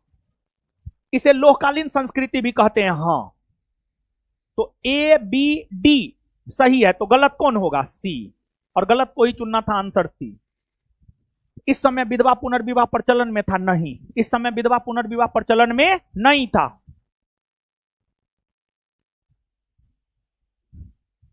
निम्नलिखित में से कौन भास का स्वप्नवास वदता और हर्ष की प्रियदर्शिका और रत्नावली का नाटक है? राजा उदयन। राजा उदयन जो है, भास की जो रचना स्वप्नवास वदता है और हर्षवर्धन की जो रचना प्रियदर्शिका और रत्नावली है, उसके नायक थे राजा उदयन। राजा उदयन, राजा उदयन। मगध साम्राज्य के उत्कर्ष के भौगोलिक कारणों के संदर्भ में निम्नलिखित कथनों पर विचार कीजिए। देखिए, ध्यान दीजिए, मगध साम्राज्य के उत्कर्ष के भौगोलिक कारणों के संदर्भ में निम्नलिखित कथनों पर विचार कीजिए। देखिए, मगध साम्राज्य, समझिएगा बाबू, जहां तक मगध साम्राज्य का सवाल है, डेमो करने आया था, आप लोग काहे देख रहे हैं उसमें? ठीक है, तुम लोग कुछ हो को देखने लगता है नहीं जी। लड़की देखा नहीं कि एकदम बाप रे, एकदम शरीर में स्पार्क पैदा हो जाता है, और वही स्पार्क तुमको रसातल में धकेल देता है।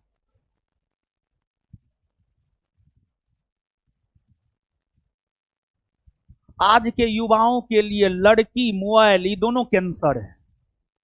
ठीक है, पहले हम मोबाइल बोलते थे, अब लड़की भी। ठीक है, अपडेट होते रहते हैं।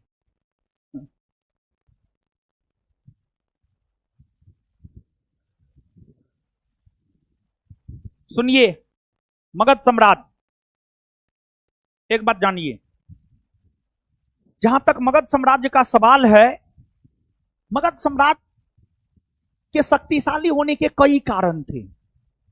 एक तो पहला कारण था मगध की भौगोलिक स्थिति। मगध, मगध का मतलब है आज का पटना, नालंदा, गया। मगध, पटना, नालंदा, गया। मगध साम्राज्य के उत्तर में गंगा नदी, दक्षिण में कैमूर की पहाड़ी, पश्चिम में सोन नदी और पूरब में चंपा नदी। दो तरफ नदी से, सॉरी, तीन तरफ नदी से और एक तरफ पहाड़ी से घिरा हुआ है। तो मगध साम्राज्य के उत्कर्ष और शक्तिशाली होने का एक कारण था उसका क्या? भौगोलिक स्थिति। दूसरा, देखिए, सामान्य तौर पर यह परंपराएं थी शासन क्षत्रिय करेगा, लेकिन मगध में ऐसा नहीं था। मगध में था जो योग्य है वो शासन करेगा। शासन करने के योग्य शूद्र है तो शासन शूद्र करेगा। जैसे मगध में हर्यक वंश ने शासन किया है, क्षत्रिय थे। हर्यक वंश के बाद शिशुनाग वंश ने शासन किया है, ब्राह्मण थे। शिशुनाग के बाद नंद वंश ने शासन किया है, शूद्र थे।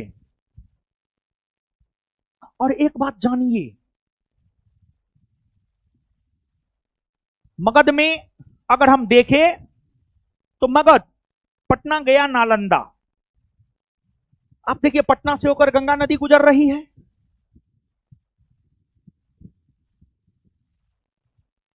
गंगा की सहायक नदी सोन है। दो नदियों के बीच के क्षेत्र को दोआब कहते हैं, और दोआब का इलाका बड़ी उपजाऊ होता है। तो मगध के क्षेत्र में दोआब के होने के वजह से मगध की भूमि काफी उपजाऊ थी। यहां से लोह उपकरण के प्रमाण मिले हैं। यह सब मगध साम्राज्य के उत्कर्ष और शक्तिशाली होने का कारण माना जाता है। तो आप मगध, दूसरा, आपको जो ये दे रहा है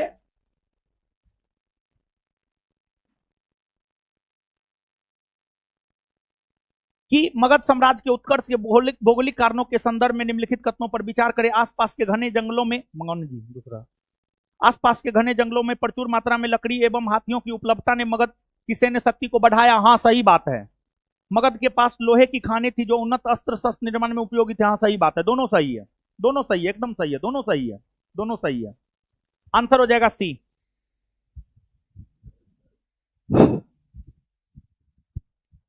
मौर्यकालीन शासन व्यवस्था में उपधा परीक्षण का मुख्य उद्देश्य क्या था? उपधा परीक्षण का मुख्य उद्देश्य क्या था?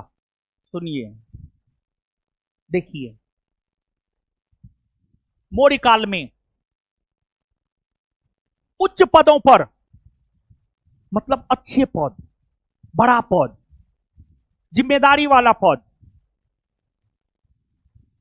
मौर्य काल में उच्च पदों पर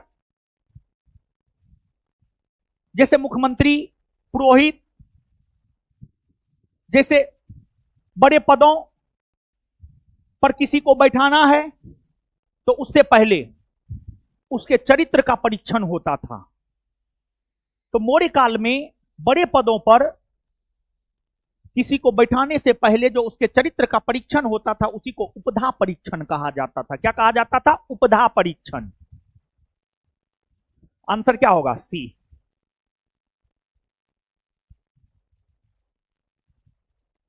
बौद्ध धर्म के हीनयान एवं महायान संप्रदायों के संदर्भ में निम्नलिखित कथनों में कौन सा कथन गलत है? सुनिए, ध्यान दीजिए। देखिए बाबू, ध्यान दीजिए। टोटल 4 गो बौद्ध सम्मेलन हुआ। प्रथम बौद्ध सम्मेलन 483 ईस्वी पूर्व में राजगिरी के सप्तपर्णी गुफा में, जिसकी अध्यक्षता महाकश्यप ने किया। इस बौद्ध सम्मेलन के दौरान सूत पिटक और विनय पिटक की रचना हुई। सूत पिटक की रचना आनंद ने और विनय पिटक की रचना उपाली ने। सूत पिटक में गौतम बुद्ध के द्वारा दिए गए उपदेशों का संकलन है और विनय पिटक में बौद्ध धर्म के नियम, कानून, विधि, कार्यकलाप। इसके बाद द्वितीय बौद्ध सम्मेलन 383 ईस्वी पूर्व में वैशाली के बालूकाराम बिहार में हुआ था। इसकी अध्यक्षता सबाकामी ने किया था। इस दौरान बौद्ध धर्म 2 भाग, स्थविर और महासंगिक में बट गया।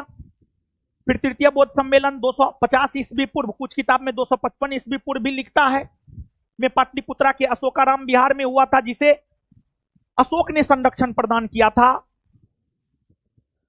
और इस बौद्ध सम्मेलन के दौरान अभिधम पिटक की रचना हुई थी, जिसकी रचना मोगलीपुत्तीस ने किया था और मोगलीपुत्तीस ने ही तृतीय बौद्ध सम्मेलन की अध्यक्षता भी किया था।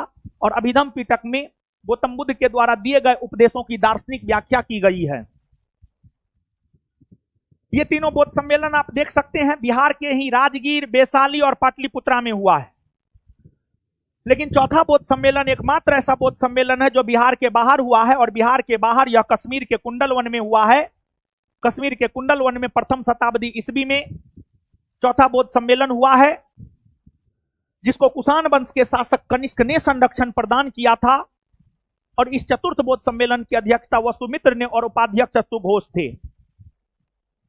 इस चतुर्थ बौद्ध सम्मेलन के दौरान ही बौद्ध धर्म 2 भाग, हीनयान और महायान में बट गया था। चतुर्थ बौद्ध सम्मेलन के दौरान ही बौद्ध धर्म हीनयान और महायान में बट गया था। अब हीनयान और महायान क्या है सुनिए, देखिए। हीनयानी, जिसने बिना किसी परिवर्तन के गौतम बुद्ध के उपदेशों को शब्दशः माना, अर्थात अपरिवर्तनवादी हीनयानी कहलाए। हीनयानी महात्मा बुद्ध को एक महापुरुष मानते थे, महापुरुष मानते थे, मूर्ति पूजा में विश्वास नहीं करते थे। हीनयान संप्रदाय का साहित्य पाली भाषा में लिखा गया था। पाली भाषा में लिखा गया था, पाली। हीनयान का उद्देश्य अहर्त पद को प्राप्त करना था।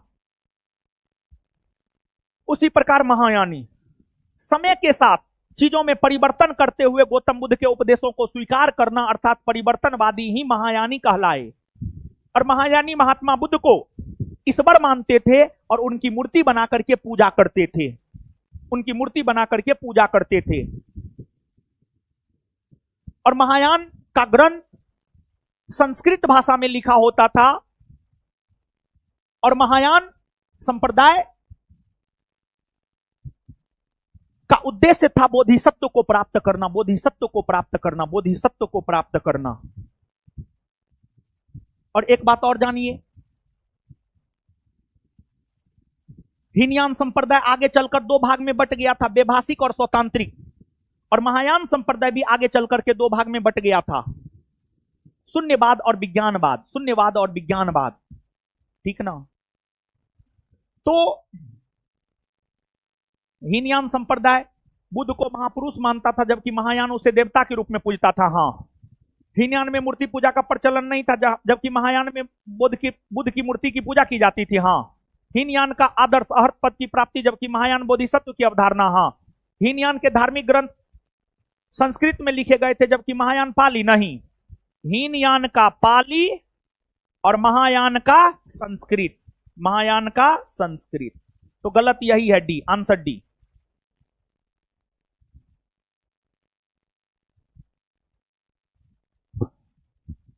जैन धर्म के बारे में निम्न कथनों पर विचार करें। जैन धर्म के बारे में निम्न कथनों पर विचार करें। जैन धर्म के संस्थापक महावीर स्वामी थे, सही या गलत? गलत। देखिए, जैन धर्म में टोटल 24 तीर्थकर हुए। जैन धर्म के प्रथम तीर्थकर हुए ऋषभदेव, ऋषभदेव या आदिनाथ, जिनका संबंध अयोध्या से था। उन्होंने ही जैन धर्म की स्थापना की। लेकिन जैन धर्म के 24वें और अंतिम तीर्थकर हुए महावीर स्वामी। महावीर स्वामी के समय जैन धर्म का सबसे ज्यादा विकास हुआ, जिस वजह से महावीर स्वामी को जैन धर्म का वास्तविक संस्थापक माना जाता है। जैन धर्म में जो 24 तीर्थकर हुए, हर तीर्थकर का अपना अलग अलग प्रतीक चिन्ह रहा है।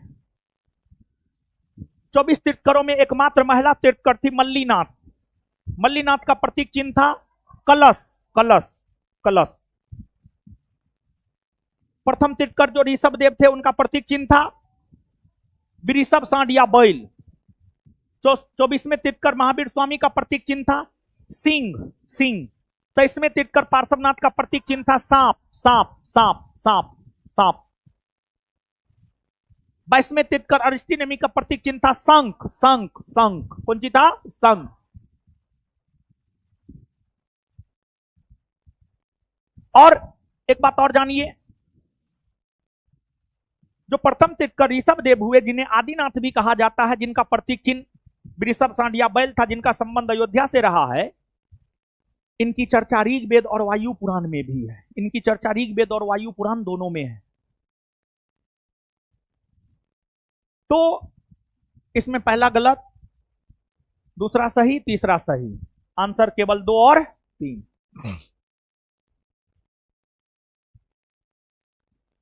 कौटिल्य के अर्थशास्त्र के संबंध में निम्नलिखित में से कौन सा कथन गलत है? देखिए, ध्यान दीजिएगा।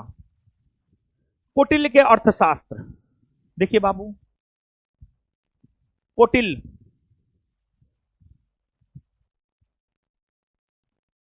कौटिल्य, कौटिल्य को ही विष्णुगुप्त या चाणक्य के नाम से भी जाना जाता है। और कौटिल्य ने अर्थशास्त्र की रचना की है। जो अर्थशास्त्र हमें, अर्थशास्त्र यानी लग रहा है कि धन के बारे में बताएगा, नहीं। कौटिल्य का अर्थशास्त्र हमें मौर्यों के प्रशासन के बारे में बताता। मौर्यों के प्रशासन, मौर्यों के प्रशासन। कौटिल्य का अर्थशास्त्र अगर हम देखें तो कौटिल्य का अर्थशास्त्र हमें मौर्यों के प्रशासन के बारे में बताता है। कौटिल्य के अर्थशास्त्र 15 अधिकरण और 180 प्रकरण में बटा हुआ है। 15 अधिकरण और 180 प्रकरण में बटा हुआ है। और कौटिल्य के अर्थशास्त्र की तुलना मैकियावेली के द प्रिंस नामक ग्रंथ से की जाती है। और कौटिल्य का अर्थशास्त्र हमें मौर्यकालीन गुप्तचरी व्यवस्था के बारे में बताता है। और कौटिल्य का अर्थशास्त्र हमें यह जानकारी देता है कि मौर्य काल में गुप्तचरी 2 प्रकार से होता था, संस्था और संचार। संस्था और संचार। एक जगह रहकर जो गुप्तचरी किया जाता था संस्था, जगह जगह जाकर जो गुप्तचरी किया जाता था संचार। पहला स्टेटमेंट सही या गलत? दूसरा, तीसरा, चौथा? Answer D.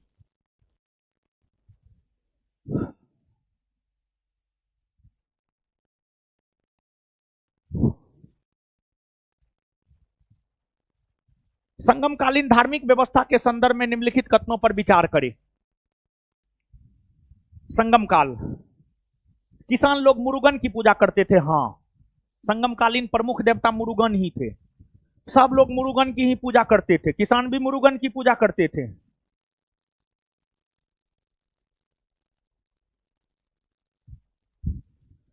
मछुआरे एवं तटीय लोग वरुण की पूजा करते थे। हाँ, कोरकाई विजय की देवी थी। हाँ, आंसर सब सही है, डी, 1, 2 और 3।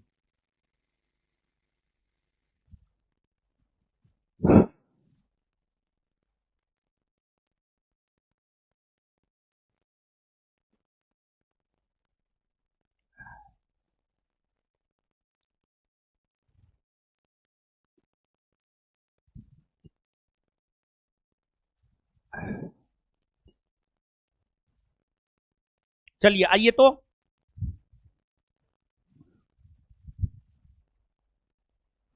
प्राचीन भारतीय इतिहास में श्रेणी के संदर्भ में निम्नलिखित कथनों पर विचार करें। प्रत्येक श्रेणी का अपना नियम होता था। हाँ, श्रेणी ही वस्तुओं की गुणवत्ता और मूल्य का निर्धारण करता था। हाँ, दोनों सही है।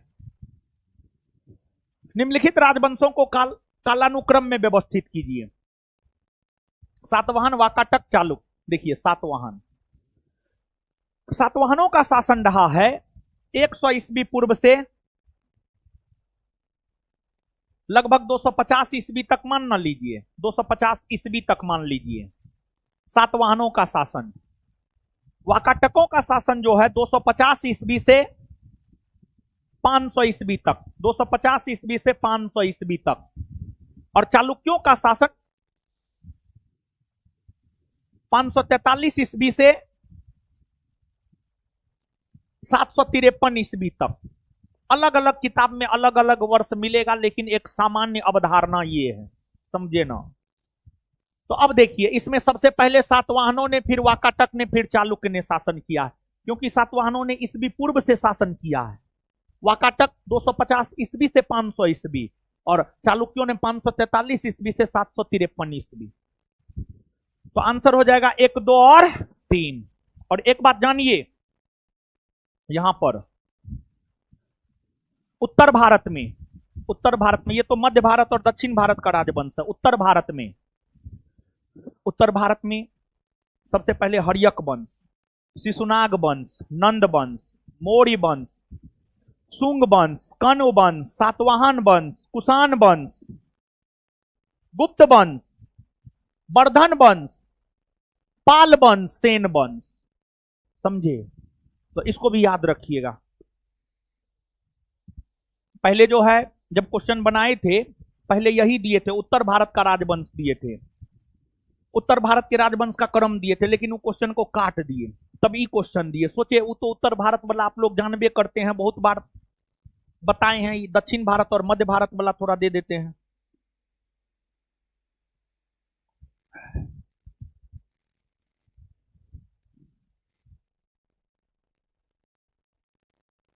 अजंता के गुफाओं के चित्रों के विषय वस्तु के बारे में निम्नलिखित कथनों पर विचार करें। इसमें शोभा यात्राओं और त्योहार मनाने का दृश्य को दिखाया गया है। हाँ, यह चित्रकारी पत्थर की सतह पर न होकर गुफाओं के दीवारों पर की गई है। हाँ, इस चित्र में आम पुरुष स्त्री को काम करते हुए दिखाया गया। हाँ, सब। निम्नलिखित कथनों पर विचार कीजिए एवं कूट की सहायता से सही उत्तर चुनिए। स्तूप की अवधारणा मुख्यतः बौद्ध धर्म से उत्पन्न हुई है। हाँ, स्तूप का शाब्दिक अर्थ क्या होता है जानते हैं?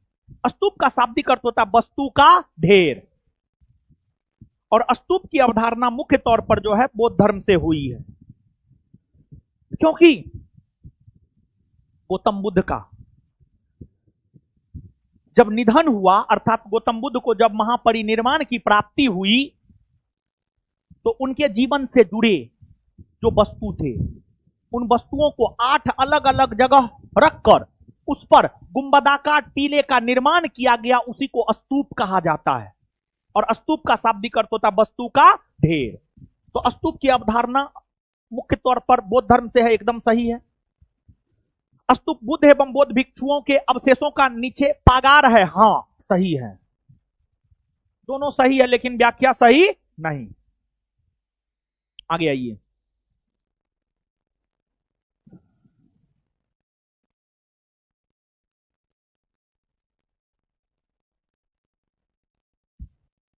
आगे आ जाइए।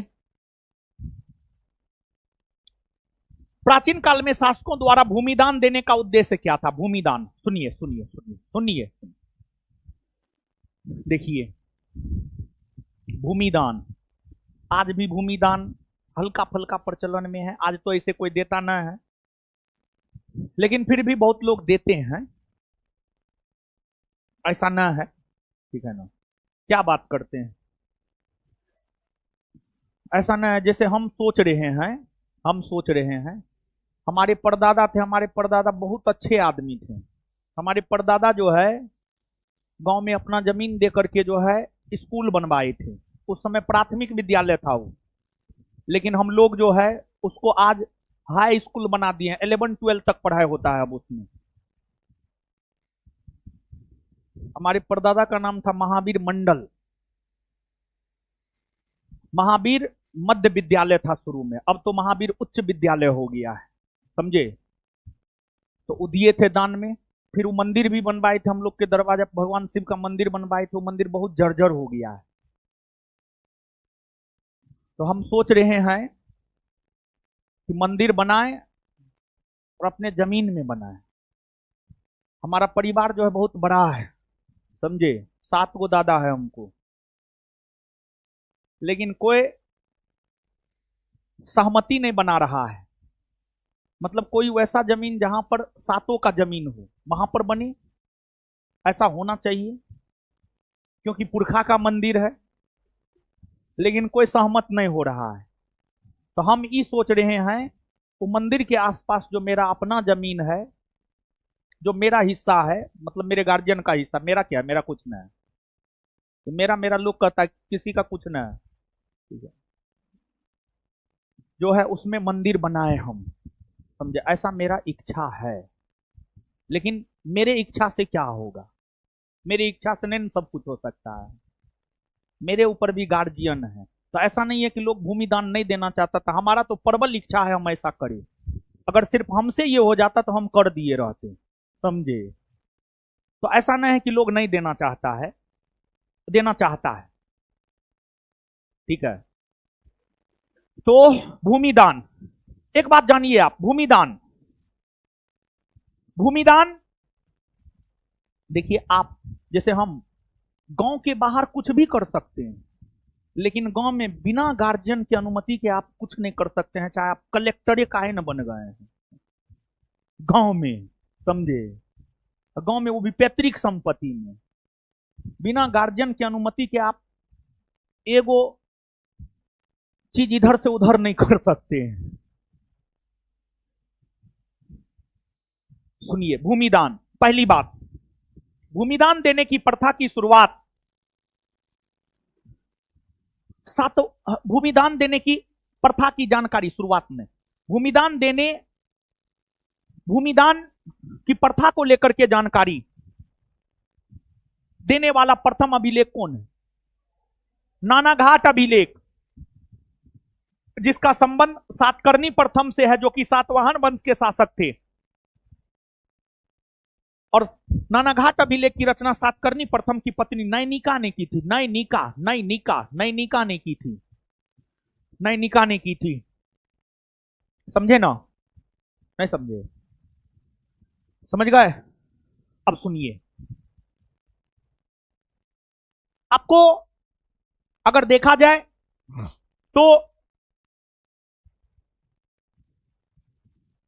देखिए, भूमिदान जो दिया जाता था,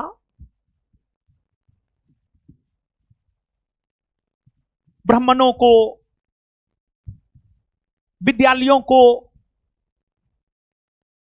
अब कुछ दयालु व्यक्ति होते थे जो वैसे किसानों को भूमि देता था जिसके पास नहीं होता था, ताकि वो भी कृषि कर सके। तो कृषि को नए क्षेत्रों में प्रोत्साहित करने की नीति, हाँ, ये भी एक उद्देश्य था। सामंतों पर अपना नियंत्रण बनाए रखना, यह भी एक उद्देश्य था। खुद को उत्कृष्ट स्तर पर मानव के रूप में प्रदर्शित करना, यह भी एक उद्देश्य था। आंसर हो जाएगा डी, 1, 2 और 3, 1, 2 और 3। इसके बाद संगम काल में कुडमे एवं पादु शब्द का प्रयोग किसके लिए किया गया था? राजा को अदा किया जाने वाले कर, भूमि माप की इकाई, जबरन वसूला जाने वाला कर, संगमकालीन बंदरगाह। कुडमे एवं पादु शब्द का प्रयोग जो है राजा को अदा किए जाने वाले कर के संदर्भ में किया गया था, राजस्व कर के संदर्भ में, भूमि कर के संदर्भ में। संगम काल में भूमि कर या राजस्व कर जो राजा को दिया जाता था, उसी के लिए कुडमे एवं पादु शब्द का प्रयोग किया गया था। संगमकालीन बंदरगाह की अगर हम बात करें, मुजरी, स्टोंडी, कोरकाई, कावेरीपट्टनम बंदरगाह था। मुजरी और टोंडी चेरकालीन बंदरगाह था, कोरकाई पांड्यकालीन बंदरगाह था, कावेरीपट्टनम चोलकालीन बंदरगाह था, चोलों का बंदरगाह था। राजा हर्ष के सैन्य विजयों के संदर्भ में निम्नलिखित कथनों पर विचार करें। हर्षवर्धन के संदर्भ में है।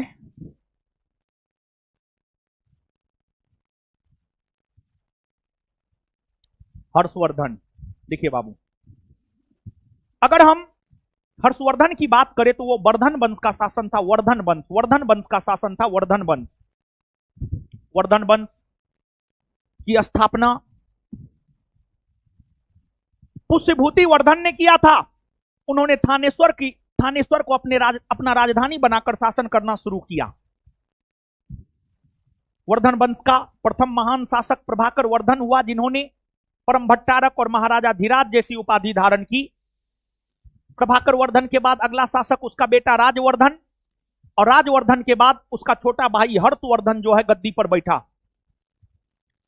हर्षवर्धन को शिलादित्य के नाम से भी जाना जाता है। हर्षवर्धन का शासनकाल है 606 ईस्वी से लेकर 647 ईस्वी।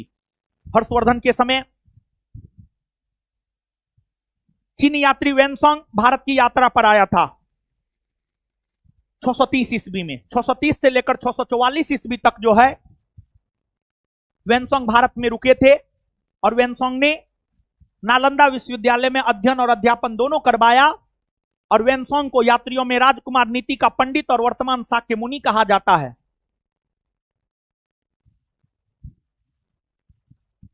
वेनसोंग जब नालंदा विश्वविद्यालय में अध्ययन कर रहे थे तो उस समय नालंदा विश्वविद्यालय के आचार्य थे शिलभद्र। आचार्य थे शिलभद्र।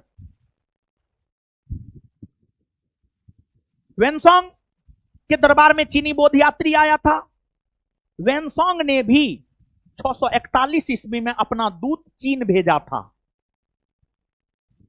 हर्षवर्धन के समय में चीनी बौद्ध यात्री वेनसोंग आया था, और हर्षवर्धन ने भी अपने शासन काल में 641 ईस्वी में अपना दूत चीन भेजा था। और उस समय चीन में तांग वंश का सम्राट हुआ करता था ताई सुंग, उन्हीं के दरबार में भेजा था। सही बात है। हर्ष ने चालुक्य नरेश पुलकेशिन द्वितीय को हराया था? नहीं। देखिए एक बात जानिए, हर्षवर्धन की अगर हम बात करें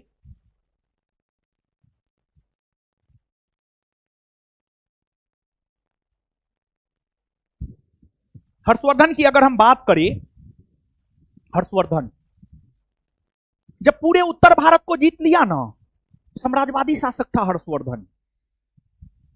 हर्षवर्धन जब पूरे उत्तर भारत को जीत लिया तो उसके बाद हर्षवर्धन दक्षिण भारत का सैन्य अभियान किया। और हर्षवर्धन जब दक्षिण भारत का सैन्य अभियान किया तो हर्षवर्धन का सामना नर्मदा नदी के तट पर चालुक्य वंश के शासक पुलकेशिन द्वितीय के साथ हुआ। और उस युद्ध में पुलकेशिन द्वितीय ने हर्षवर्धन को पराजित किया। पुलकेशिन द्वितीय ने हर्षवर्धन को पराजित किया। हर्षवर्धन की हार हुई थी। हर्षवर्धन ने पुलकेशिन द्वितीय को पराजित नहीं किया, बल्कि पुलकेशिन द्वितीय ने हर्षवर्धन को पराजित किया।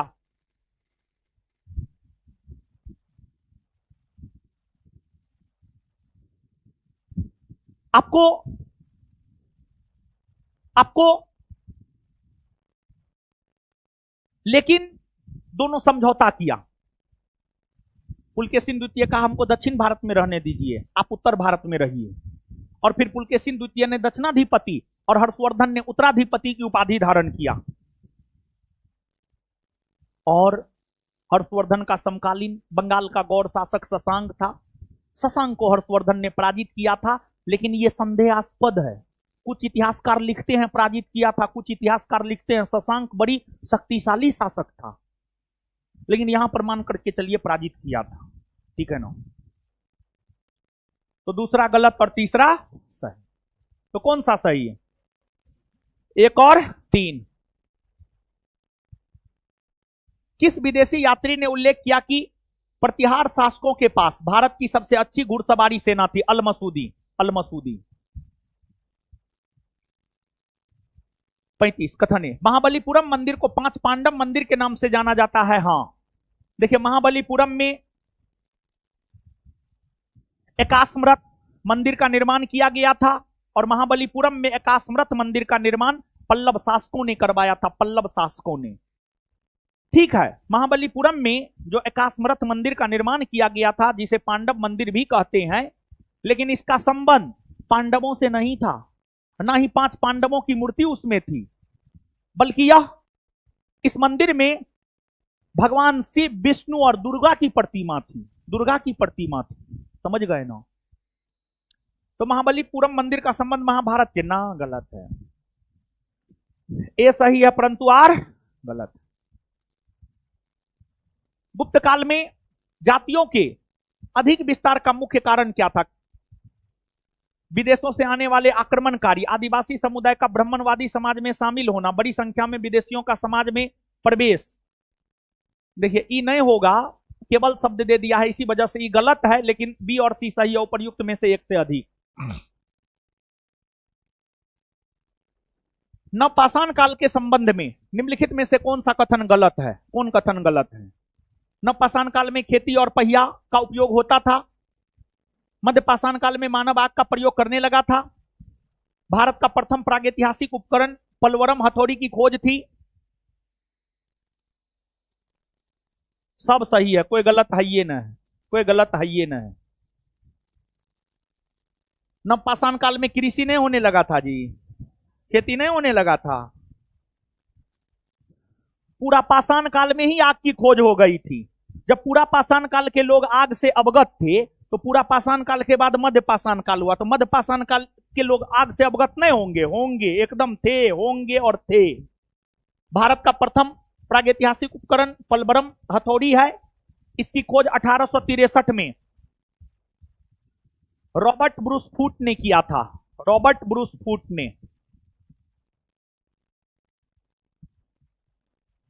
भूगर्भ वैज्ञानिक थे।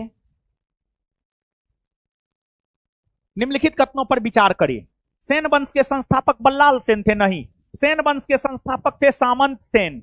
सामंत सेन, सामंत सेन थे, सामंत सेन। बल्लाल सेन को बंगाल में जाति प्रथा तथा कुलीन प्रथा को संगठित करने का श्रेय दिया जाता है। हां, बल्लाल सेन ने अद्भुत सागर नामक ग्रंथ की रचना पूरी की थी? नहीं, बल्लाल सेन ने अद्भुत सागर नामक ग्रंथ की रचना शुरू किया था, लेकिन उसको पूरा नहीं कर पाया था। इस अद्भुत सागर नामक साहित्य को पूरा करने का श्रेय जो है आपको लक्ष्मण सेन को जाता है। लक्ष्मण सेन, लक्ष्मण सेन को जाता है, लक्ष्मण सेन। और लक्ष्मण सेन ने एक संवत चलाया था जिसे लक्ष्मण संवत भी हम लोग कहते हैं।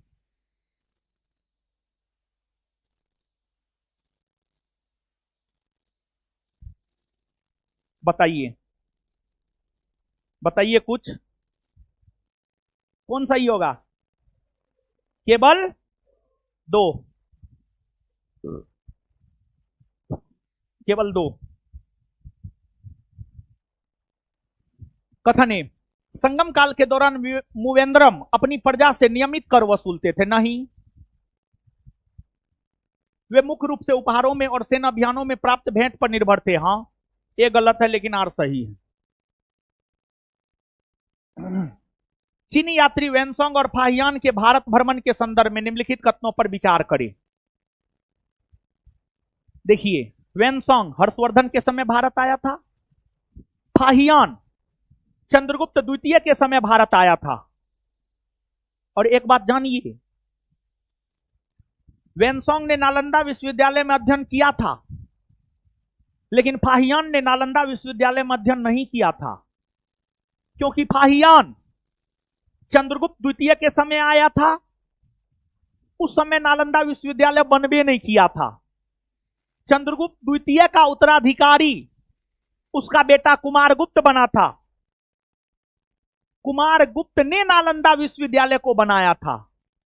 तो इसमें जो स्टेटमेंट नंबर 3 है, दोनों यात्रियों ने नालंदा विश्वविद्यालय में शिक्षा ग्रहण किया था, यह सही या गलत? आए, गलत ना।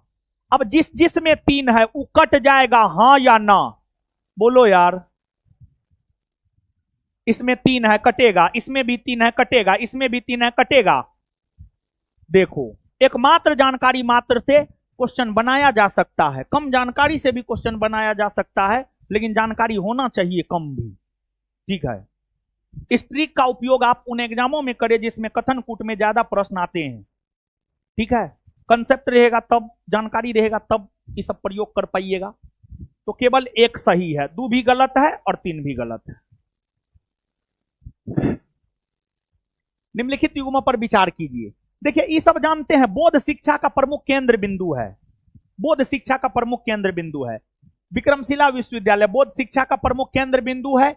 यह बिहार के भागलपुर में है। इसे पाल वंश के शासक धर्मपाल ने बनाया था, सही है। ओदनपुरी विश्वविद्यालय गोपाल ने बनाया था, ये भी सही है, ये भी बिहार में है। सोमपुरा महाविहार ये बांग्लादेश में है, ये देवपाल बनाया था, नहीं देवपाल नहीं बल्कि ये भी धर्मपाल ही बनाया था, ये भी धर्मपाल ही बनाया था। और ये सब शिक्षा का केंद्र था, बौद्ध शिक्षा का केंद्र था। और इसके अलावा नालंदा विश्वविद्यालय भी बौद्ध शिक्षा का केंद्र था, जो कुमारगुप्त प्रथम ने बनाया था। गुजरात में वल्लभी विश्वविद्यालय भी बौद्ध शिक्षा का केंद्र था, जो भट्टारक ने बनाया था। तो कौन सा सुमेलित नहीं है? केवल 3। कौन सा सुमेलित नहीं है? केवल 3।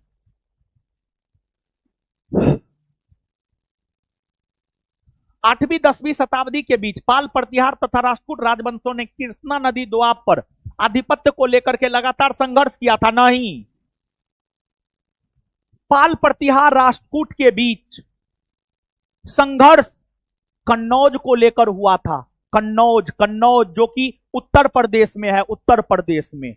कृष्णा नदी पर आधिपत्य को लेकर नहीं, बल्कि कन्नौज पर आधिपत्य को लेकर जो है पाल, प्रतिहार, राष्ट्रकूट के बीच त्रिपक्षीय संघर्ष हुआ था, त्रिपक्षीय संघर्ष हुआ था। तो गलत है ये, समझे। हर्ष के शासनकाल के दौरान, हर्ष के शासनकाल के बाद कन्नौज उत्तर भारत का राजनीतिक प्रभुता का प्रतीक बन गया था। हाँ, कन्नौज उत्तर भारत की राजनीतिक प्रभुता का प्रतीक बन गया था। तब तो कन्नौज को लेकर के त्रिपक्षीय संघर्ष पाल, प्रतिहार, राष्ट्रकूट के बीच हो रहा था। तो ए गलत है, परंतु आर सही। आंसर क्या हो जाएगा? डी। आगे आइए।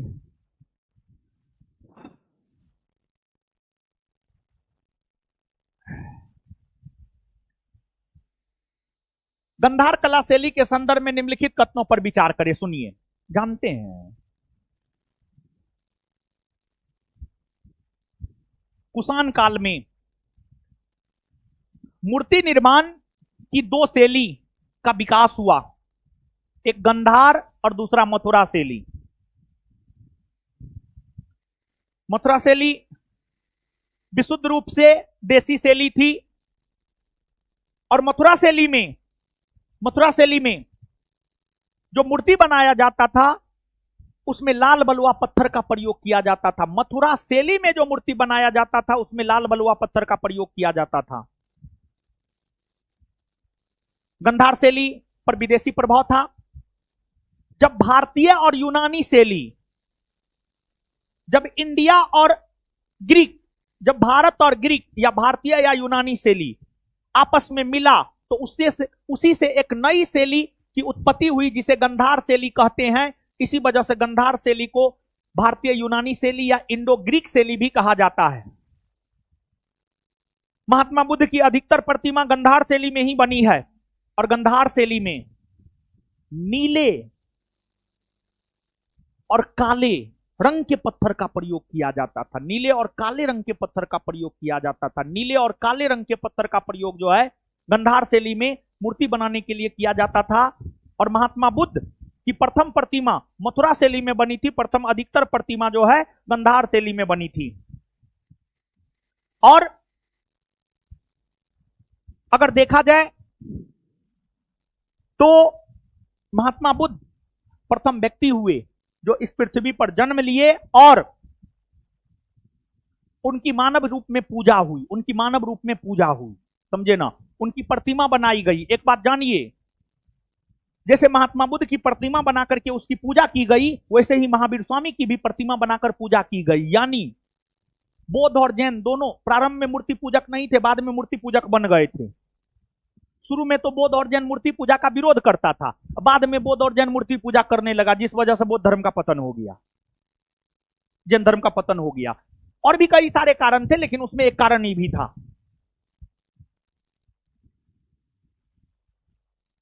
और एक बात जानिए, प्राचीन काल में 2 ऐसे राजवंश हुए जिनके शासकों की मूर्ति बनाकर उसकी पूजा की गई।